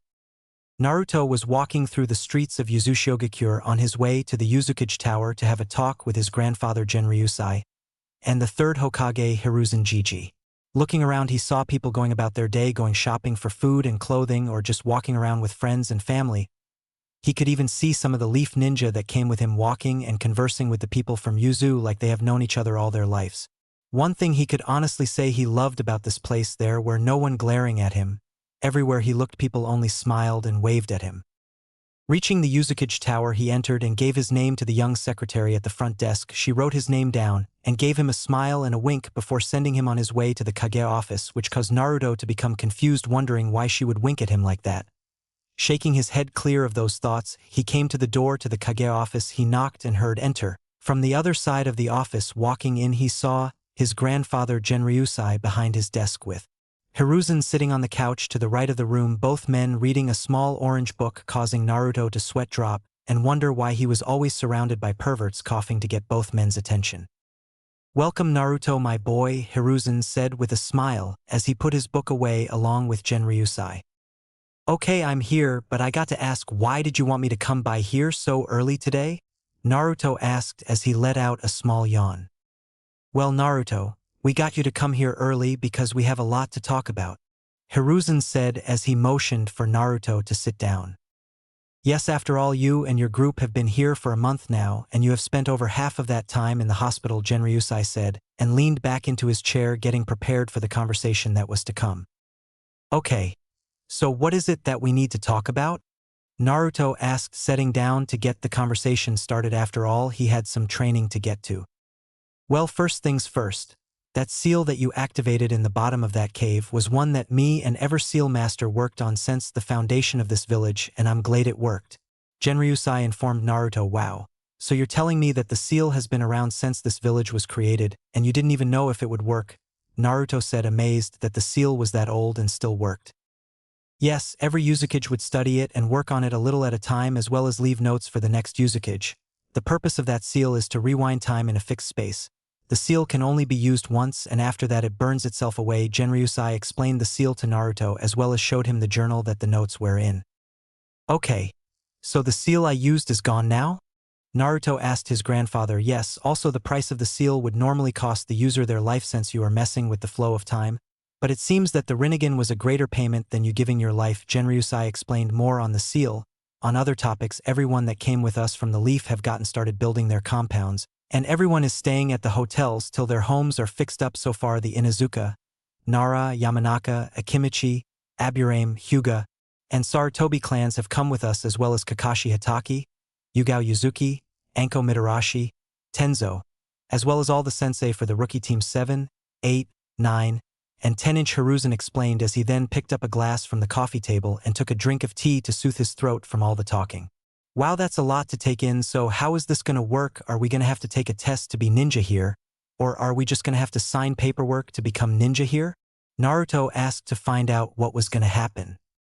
"Actually, everyone that arrived here with you have already, because Ninja of Yuzu, they have all began taking their placement tests, as we explained to them that our standards aren't like other villages, that we expect much more from our ninja. Our regular jonin is as strong as an elite jonin from the Leaf, so we will be helping those that want to put the work in and train to reach the rank they want," Genryusai explained. "Okay, just one more question. Why does everyone keep looking at me like I'm their hero or something?" Naruto asked while looking out the window of the office. It was now midday. "That would be my fault. You see, while you was taking your little nap, I have a village-wide meeting and explained to everyone what happened and how they were alive and just how much time passed, so we put up a barrier to keep us safe, and anyone looking into us will just see the village in ruins like they were before you activated the seal," Genryusai explained, making Naruto nod his head in understanding. Where does that leave me at then?" Naruto asked, looking at both men waiting for their answer. "Well, Naruto, as much as you might hate it, we think we will leave you as a genin till you're able to train to get yourself back in shape, so until the next Chunin exams in 5 months' time, and they will be held in the Hidden Mist Village. Their civil war has ended, so they are willing to host them this time around." Hiruzen stepped in to give Genryusai a break.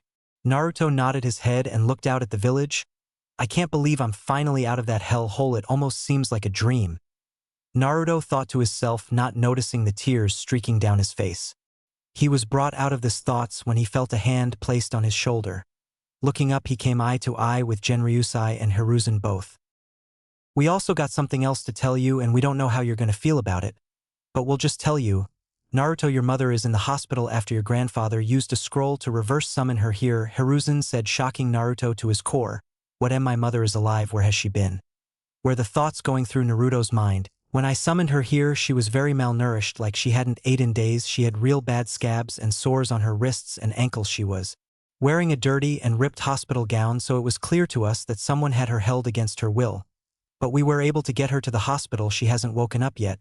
But when she does, let's hope she can let us know what happened to her," Genryusai said, making Naruto's eyes widened as he stumbled back and sat in the chair in front of his grandfather's desk. "So she didn't abandon me. Could she love me?" Naruto thought as he stood and started towards the door. "Where are you going, Naruto? We have Kushina under heavy watch right now, so you can't see her right now. Besides, you need to decide where you want to live right now," Genryusai said, making Naruto stop at the office door. "What do you mean, under heavy watch?" Naruto asked as he turned around to send a glare at the two mean. What we mean, Naruto, is that she needs rest and she was on death's doorstep. We don't know who hurt her and we don't want to risk anything, so until she wakes up no one is to go near her, Hiruzen said while leaking out Ki to make his point known, making Naruto back down for the moment. Wait, what do you mean where I'm going to live? Naruto asked, just catching that tidbit. Oh yeah, you can't live with us and you married to 4 women. That would just be too much for anyone, Genryusai said, sending him a knowing look, making Naruto's head drop and a blush spread across his face. Oh yeah, about that, doesn't this get me out of the CRA since the Uzumaki are now alive again? Questioned Naruto. Sorry, but no, your mother and myself are all that remains of the royal blood, so you need to take at least 9 wives, and also you will need to put this seal on, Genryusai said as he pulled open a drawer in his desk and handed Naruto a seal that. Okay, now place that seal on your chest over your heart, Genryusai explained further as Naruto did as he was asked, and when the seal was placed Naruto dropped to the ground from the pain that racked through his body. Naruto had felt pain all his life through his training and his missions, but the pain racking his body at the moment was the worst he had felt. Is he going to be okay? Hiruzen asked as he watched Naruto roll around in pain.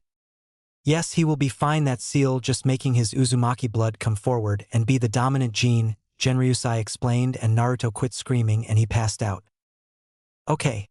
Now we need to take him to the hotel so he can rest. While we get his compound built, I got the perfect place, Genryusai said with a small smile. 1 week later, after the talk with his grandfather, he had woken up in his hotel room. He explained to his wives what happened. He had to admit it was strange looking in the mirror and seeing a red hair, but he had to admit it didn't look that bad and his wives didn't mind the change neither. But after that, it had taken 2 days to get back out of the hotel. His wives worried he would return passed out again, but once he got out he had begun his training once again and he wasn't happy with the results. His strength was about Chunin level at most. It made him mad. All the work put into training had just been taken from him. Then again, he couldn't be too mad cause he now had his family back. And he could always get his power back up to where he was before. All he had to do was kick his training into gear and work twice as hard. And that's just what he is going to do, get his power back to protect his precious people. On another note, his grandfather had a spot picked out for his compound and it was right next to his grandfather's house and it was right next to the beach, which his girls loved. They can't wait for it to be built. His mother still hasn't woken up. He had been keeping an eye on her. He couldn't wait to get to spend some time with her and get to know her. Sadly, the doctors say it will be a while yet before she wakes up. Until then, he will just focus on his training and taking his girls out on dates since he hasn't gotten to spend much time with them. Since the Chunin exam started, everything has been so crazy, but now he can start to make up for it. Little did Naruto know that the coming days would push him to his limit in body and mind, then make he surpass that limit or break from it all. As the trails begin, as does the story of our greatest hero, or will it be our worst enemy? TBC.